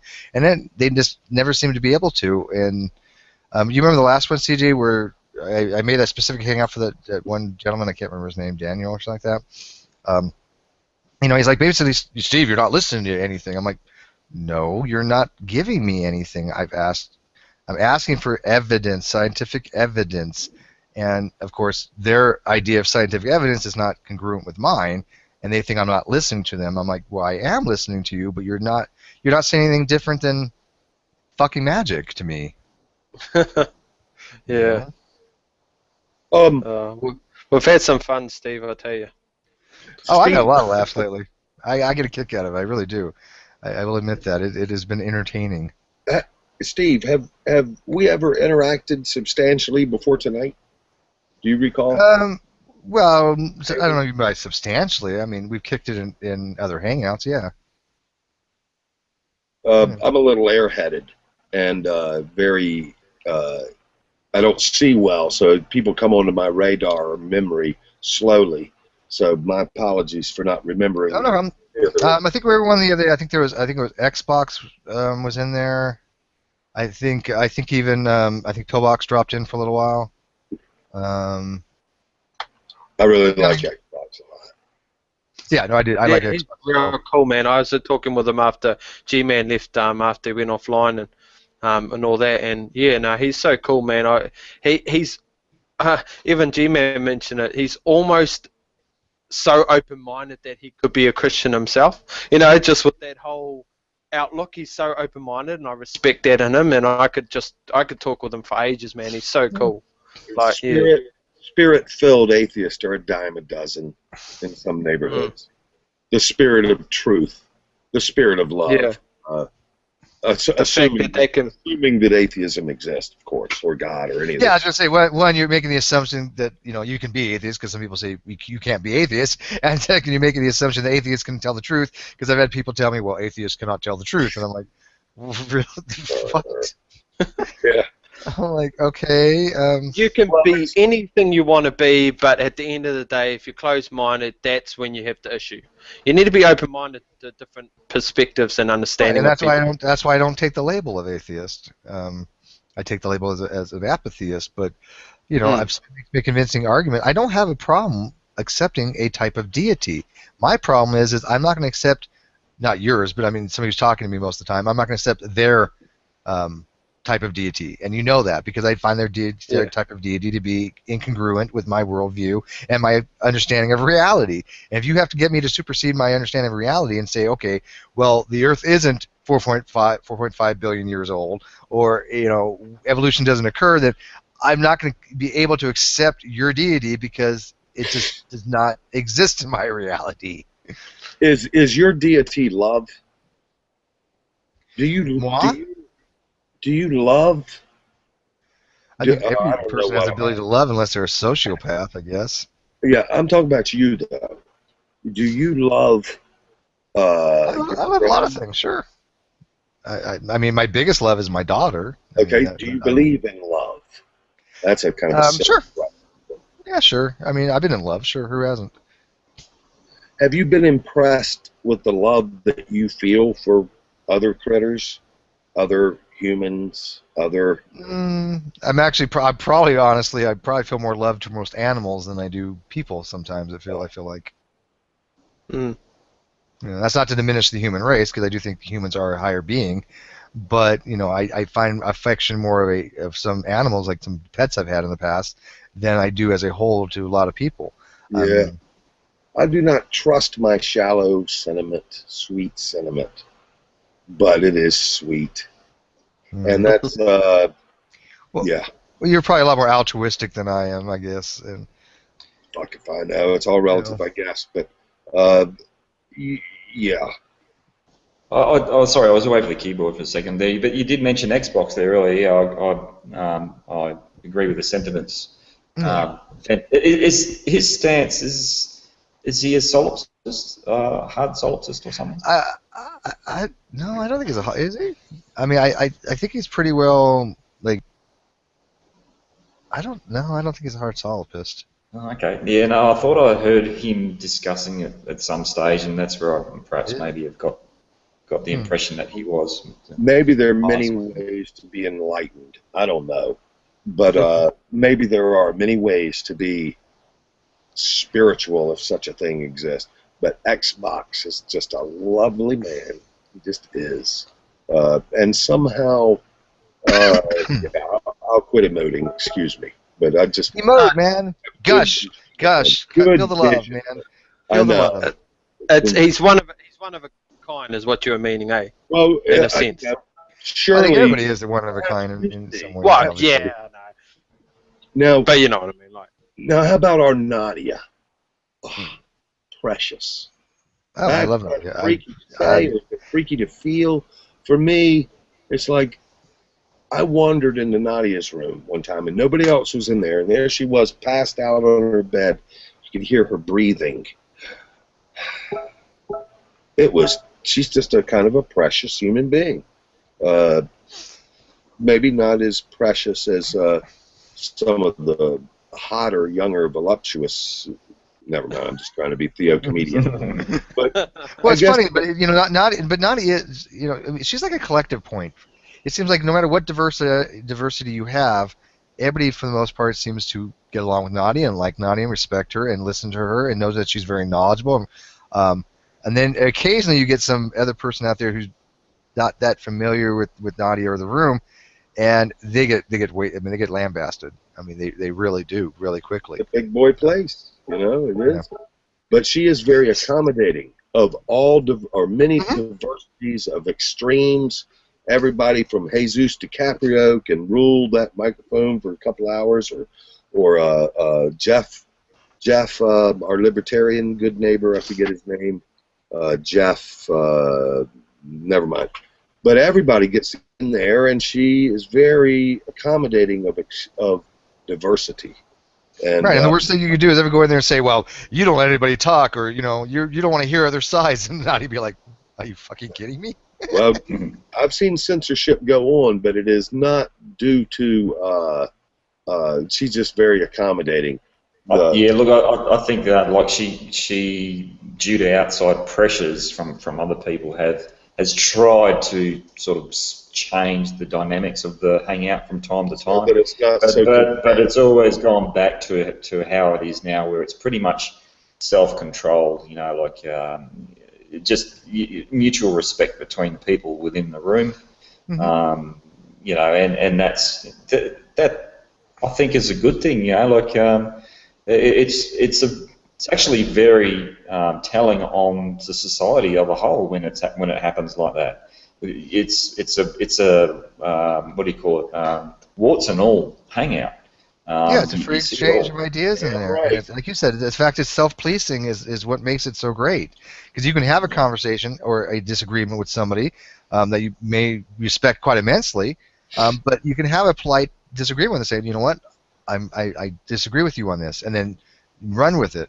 I don't think anybody in those rooms, especially hers, can say they actually 100% agree with anybody else, because that would be insane. Nobody ever does. And there is vigorous contemplation from diverse perspectives, and it gets rowdy.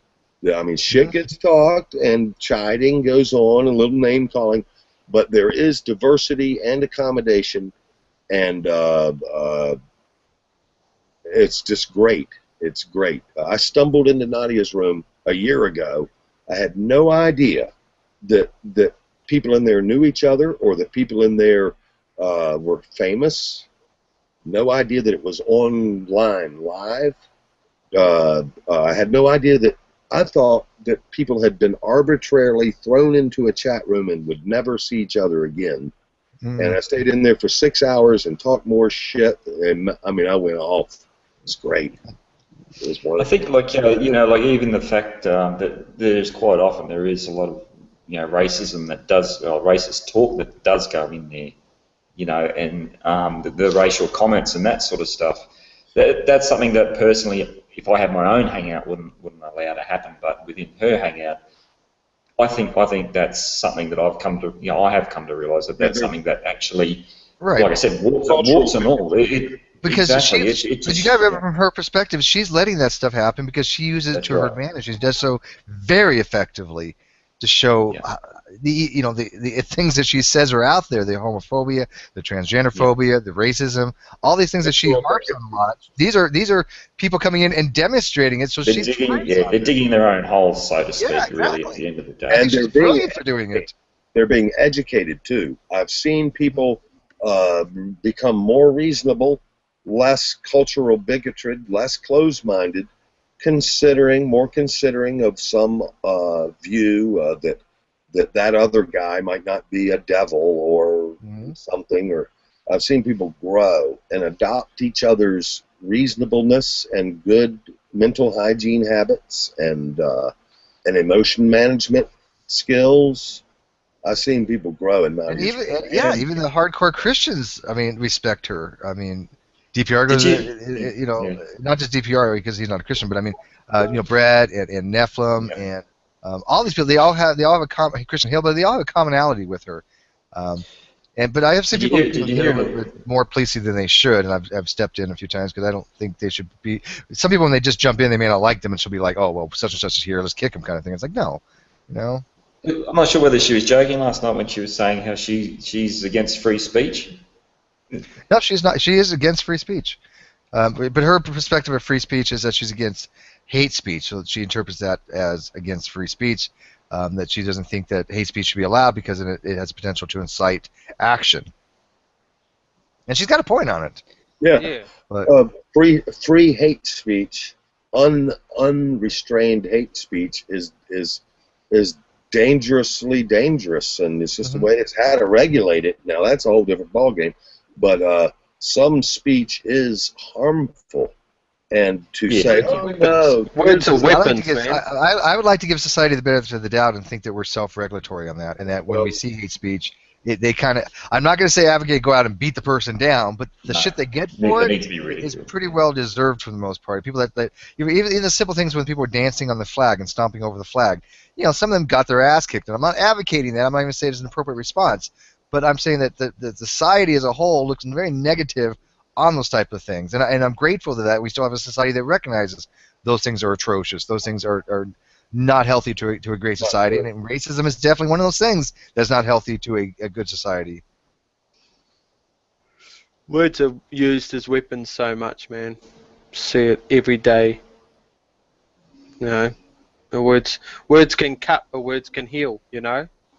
And that's the thing. Words can cut, but words can heal at the same Right. time. So depends on your interpretations. But yeah, you're right. We should have a natural natural way of deciphering it and stopping it if it happens. You know, the hate speech, where Well, the I think calling them out is the natural way of doing it, yeah making them yeah look like idiots, and showing how foolish it really is, and using their own things against them is the best way to start. Embarrassing, or they're yeah embarrassed. We are growing. I can speak for myself. I am more mature, more reasonable than I used to be. More often, I'm growing. I'm growing, and always growing. we educate each other. Uh, you know, the young shit talking trolls, they get educated and become sage minded or positive minded, and people grow. People grow from destructive communicators or crass condemners into encouragers or yeah. I can say that I have grown some in my experience on G Plus. It kicks ass, man. I've never beheld so many intellectual, brilliant humans conglomerated into one glob in any coffee shop or any philosophical think tank I've ever come across until this place. G Plus kicks ass. To be honest, St. Tommy, I'll agree with everything you just said there, and it also, for me, has given me, at least some hope for humanity that things are moving in the right direction. You know what I mean? So when you see it from different corners around the world where people are, that they come to very similar, or if not the same, conclusions that you do, no matter what their background or whatever. Nadia's speech patterns have improved. Admin is no longer a shut down little fella. He's cocking around. Yeah. I have seen people heal, grow. Yeah, it helps me not be depressed about the fucked upness of all this going on in the world. To see a couple of people fucking grow and hope just from a couple of people. Seeing that helps me not be depressed about the state of the world or things like that. I wish I could tell you what I really think. Hey, I will. What the fuck? Lindsay didn't cut her throat this month. That's fucking good news. Really good news. I don't know if you know Lindsay, but never mind. But I'm not yeah, sure. man, No, I'm not sure who it is. but It sounds like someone very important to you. yes, man, and that is good. That is very real, very practical good that I see. Yeah, I see people hanging on and getting encouraged and growing, and it's helping. It might the world. I ain't seeing the world change, but I'm seeing people develop and feel better, feel less like shit as often, and dancing better and singing more often, and being less afraid, and all And these. that's what makes the world grow. And that's what makes the world grow. I hate to be a delusional optimist, but the butterfly effect is theoretical, and even cultural maturity happens. I mean, my African American family doesn't have to ride on the back of the bus anymore, and development does happen, maturity happens, and butterfly effect. That's right. Yeah, well, society grows because of those things. I mean, can you imagine what society's going to be like 200 years from now? I'm going to be optimistic like you and hope by the next 100, 200 years, they'll look at the back and think we're barbaric, that our culture, ours, I guess now, was barbaric compared to what they have in that type of society. I mean, I think we move past a lot of things. And the only way to do that is by these conversations and people expressing their viewpoints and fighting against the ones that are doing it unjustly. I mean, I was accused of being a social justice warrior the other day, yet I am the antithesis of a social justice warrior, and I think that the movement that they've had out there are frivolous, and I think it has a negative impact, and but I have a voice to express that, just like Thunderfoot does, and other people to say we don't want that type of social justice, I guess you can say. Hey, confronting social justice confrontation, there's a positive role for that. I mean, it may be immature to me, being that I'm now almost out of puberty, but you know, there's it finally had to happen with you, right? Save the whales. I'm glad they do. Those who advocate women's rights, good, you know, but anyway, I had a question for you. Have you ever been a certified psychotherapist? Whom? Who? You, sir. Me? No. Yes, sir. Why? No? I've never even taken psychology. My background was in the nuclear field. I see. Have you ever been a licensed psychotherapist? It's a silly question, I know, but they are strategic and intentional. Have you ever been a competent psychotherapist? I've been that kind of person where people come to for advice and then they don't take it and they come back to me and say I'm correct. Does that count? Yes, it does. That is competent. I mean, often too. Much more frequently than basic statistics would lend to me to no, I would never evaluate my own abilities. But I've been told by friends I'm pretty much 98% correct in evaluating their situations. I would never call you a do-gooder. That would be a nasty thing to call a man. But I will thank you. Thank you. And I am sincere. I might be zany or loopy or whatever, but I am sincere. Thank you. You have been encouraging to me tonight, as you all have. And see, that's the best word I can hear from somebody. One rascal. That's like the highest praise any person can accept, and I'd love that. Thank you.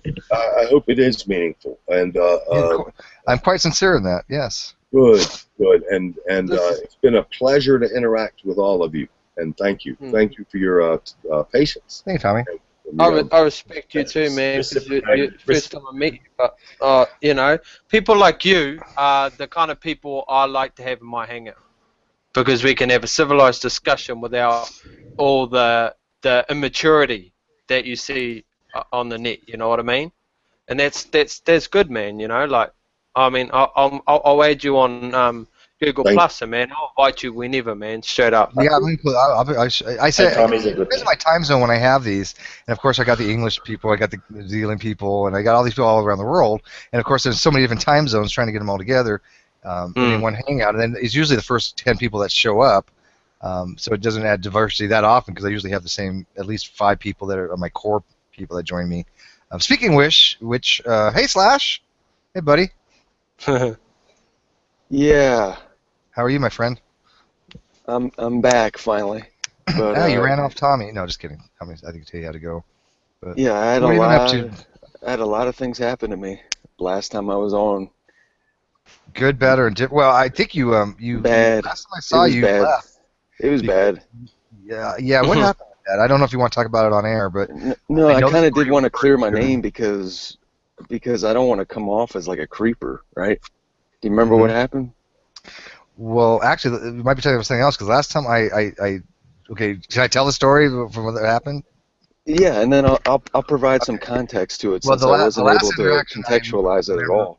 Was basically the story relating to your wife putting Rev's face on some shirts, and he took that to be well, they were all made from my squadron in the Air Force, right? And I started a booster club to raise money for Nadia, right?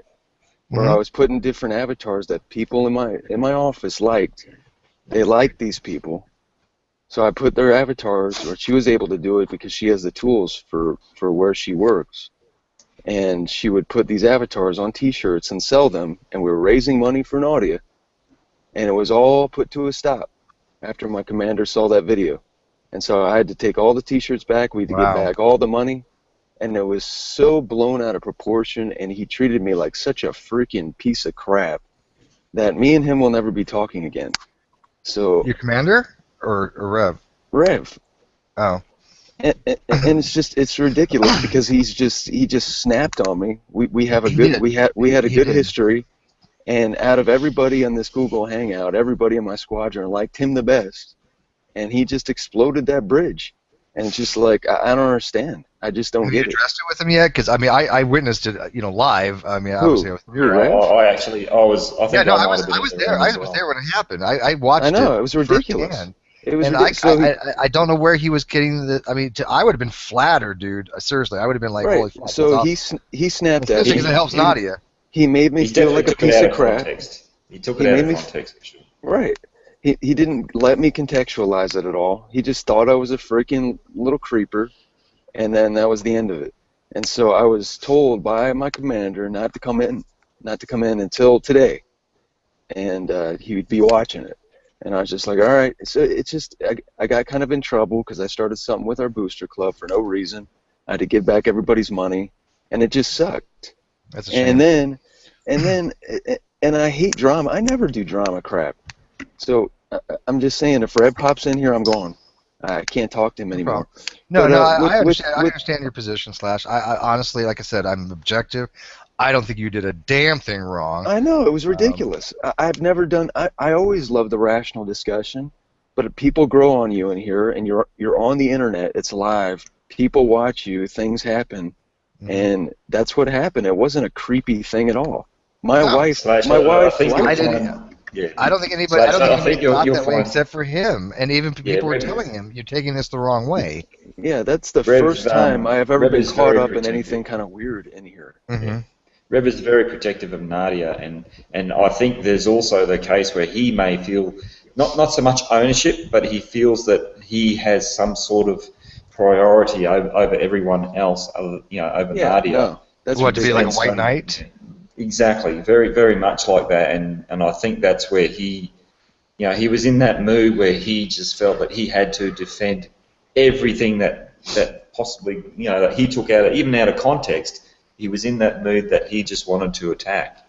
Yeah, it was just ridiculous. That's how I saw it. Yeah, it was ridiculous. And then later on that day, I just was kind of watching, kind of like really disappointed and everything. Because maybe I shouldn't get emotionally invested or whatever, because I liked these people or whatever, and I still kind of like some people, but we're over. But anyway, I remember vividly Nadia in a hangout that we had stopping people from talking about the sugar thing, right? Mm-hmm. Right, and she told me straight up, like explicitly, look, we cannot talk about this in my room, because my livelihood depends on my Google Hangout, and if this comes up, it's drama and gossip, and the video could be shut down. Well, anyway, so I popped in real quick and I said that. I was like, look, she told me straight up, we can't talk about this, so if you want to open up another Google Hangout, go ahead and do it. But in her room, she told me straight up not to do it. And then freaking Rev snapped at me. Thanks a lot, Slash. Get out of your Slash. Just yelling at me again. And then you were upholding her wishes. Right, and she's like, you don't know. Like his rationale was like it would get her more views or whatever. That's his theory. But I was just telling the room what she told me. Yeah, that's not his call, unfortunately. So I got out, but then I go back in to I don't go back in the room, but I go on the YouTube video to kind of watch it, and it's just Sugar and this girl going back and forth for hours. Like yelling at each other. I know the story. And it's just like, that's what I was trying to stop. And it's just like, and he just thinks I'm just this piece of crap now. And it's just like, I don't know what to say. It's just. No, it's funny. Nadia's probably one of probably the worst person in White Knight. She doesn't need it. She doesn't want it. She doesn't need it. And we all have a little White Knight in us, I think. I'm sure CJ does. I'm sure Black does, and I know you do. We all kind of do. That's just our nature. But she doesn't need that. She doesn't want that. I respect that. She can fend for herself. But when she does, go to sleep and leave somebody with mods, and she expressly says, I do not want this, and this, you've got to follow it. I mean, you have no choice. Right. And you were just and I have no reason to lie at all. I was bringing it up, and I know he was probably raw and still mad at me for something that I wasn't able to contextualize. But, I mean, he just wasn't having it. And so, like I said, that's why I don't go to Nadia's room anymore. You should still go there, but I mean, just look who's there, and then if it's full, He only comes in at certain times anyway. He's in there right now, I think. But yeah, he was the last time I checked. But I mean, don't we take just things won't be personally. talking. Yeah, and you don't have to. I mean, No, it affected me professionally. Just because I had to get talked to by the commander, I freaking involved myself kind of with my whole squadron. So the Air Force was involved with it, and I ended up getting kind of in trouble because of what happened. I mean, why was even your commander watching the video? Just out of curiosity. I mean, because I was playing watch it. Those videos? I'm in an office environment in the Air Force, and I play it in the background throughout the day. And I got my commander's permission to do that, and my wife got her commander to play the Google Hangout throughout the day, in order, because the way I got it to be allowed is Nadia situation, and then we were able to come up with an idea to raise money for her to make a little offshoot of our booster club to raise money for her, and we had like close to $2,000 selling these T-shirts to people across the base, and the commanders were therefore aware of what goes on in these videos, and after that happened, we had a meeting the next day where we had to get all that money back, and it was just like ridiculous. I mean, wow. you know what I mean? And I wasn't able to contextualize it to him at all. I mean, he just freaking snapped at me. He doesn't understand. Have you informed Rev of the consequences of what happened? No, we won't be talking. You haven't talked to him. Okay. Yeah, he's just irrational to me. I mean, do you want somebody to bring it to his attention if it comes up, or? Yeah, I was going to say if it comes up, you can tell him. But he's probably hates my guts. I mean, it's obviously out there now because I mean, we got 2 people that are watching. I don't know who they are, but I mean, we can address certain things without getting involved. But yeah, just from my standpoint, I'm sure Black Swan, because I think he was there too.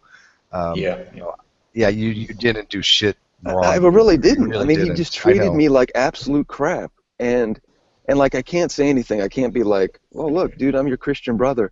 If I put him in some sort of like Christian box or something, he'll get all pissed off, and you don't know me. I don't even know how to interact with him anymore. Well, he's blown up before, from what I understand. It's not like you're the first person to have that happen to. So it was just ridiculous. Yeah, Lloyd, he hasn't been known to be he swings in his moods very frequently, and it's something that I've recognised over the months that I've been watching and interacting with Rev. I haven't sort of been at the end of it yet, but it's something that you know that when you can sort of sense when he is in a very defensive mood. And so I try to sort of not interact with him in those times. Mm-hmm. And yeah, I honestly, Slash, I think very admirable of you to do what you've tried to do, and I think there's nothing but good behind it. I was really trying to help her out, honestly. No good deed goes unpunished, man. And I think I did hear someone later on, maybe in the same hangout or maybe in another hangout, I'm not too sure now, but someone was going into bat for you saying, what do you mean you had an argument with Slash? He is the most likeable person on seriously. Slash is always mellow. He has his opinion like anybody else, but he's not over the top. He doesn't come across as aggressive or hostile or opinion. So it came up like after that day? Something. I remember a conversation between perhaps Rev and someone else. I can't remember exactly now, but your name was brought up, and it was like, "What do you mean you had an argument with Slash?" It was like, he's the most likable person here. Yeah, and of all the people you could pick, there's certain people you can't see getting into that kind of discussion or that kind of hostility with. I was so confused, he would have said like Balthazar, or he would have said like any of the Calvinists. I could understand that, but. Well, I've had nothing but a good history. That's what I was so jarring, because like we've never fought or anything. I've always got along with him, and like I said, his shirt sold the most. Everyone liked him the most. So it's just like I just didn't get it. I was so like blindsided by everything. They probably didn't do well for their perception of him now, unfortunately, though. Because obviously your squad is aware of the video, and they probably took it negatively towards him, correct? Well, they were just disappointed. Everybody was disappointed because everyone was aware of Nadia's situation. Everyone wanted to support her, but as soon as anything gets weird, I mean, you've been in the military, you know how it works. They just pull out, I mean, they just stop everything. They don't want any kind of waves. Honestly, Slash, like I've spoken to Rev just in the side chat about, when he does go off and in the Hangouts, just sort of trying to settle him down a little bit, saying, look, I don't think Nadia would appreciate it, because I know that he sees Nadia as the pinnacle of why he's here. Not so much for him, it's Nadia, and so I try to look at it along that respect as though he has to remember why he's here. And so, he needs to sort of take down his tone a bit when he starts screaming and yelling and saying, look, I don't think Nadia would appreciate you yelling and carrying on like that. By the way, we have quite a few viewers, so just FYI, we've got room in here if people want to come in and join. Just to throw that out there. But I just wanted to come in and clear my name real quick. I actually have to go to PT yeah, real quick. I don't think you needed to, because I don't think your name was ever. Well, I just wanted to contextualize it. I didn't have a chance to contextualize it. Like I wasn't given a chance to say why we had the shirt. It's not like we're freaking like Hitchcockian Rear Window Jimmy Stewart like freaking creepers or anything. Well, there was actually a context to it which I wasn't able to clarify. From my perspective, it was clear to me that you had nothing but good intentions, and that also was because of the interactions that I've known that you've had previously with Nadia and myself and whatever. That you're not that type of person to come across creepy. So for me, it was nothing but good intentions, and I think Rev just unfortunately he was on the defensive that day and took it. Sorry, he was on the attack that day and took it a different way. Yeah. Don't use it as an excuse not to hang out there, Slash. I mean, seriously, we people enjoy your conversation. They like your input. From a theist perspective. I like you guys too, honestly. That's why I kind of wanted to come in and clear my name real quick, just to get it out of the way. It was just a wrinkle in my way, and just to carry on the conversation. But I really appreciate it, guys. Thank you so much. No problem. But, you got our support. I hope you guys do work things. I mean, I eventually get maybe talked on the side kind of thing, and kind of work it out a little bit. I mean, I know it's hard to do, but I mean, as a Christian, you got to forgive people. No, I do. I totally forgive them. It's just I don't understand. I don't.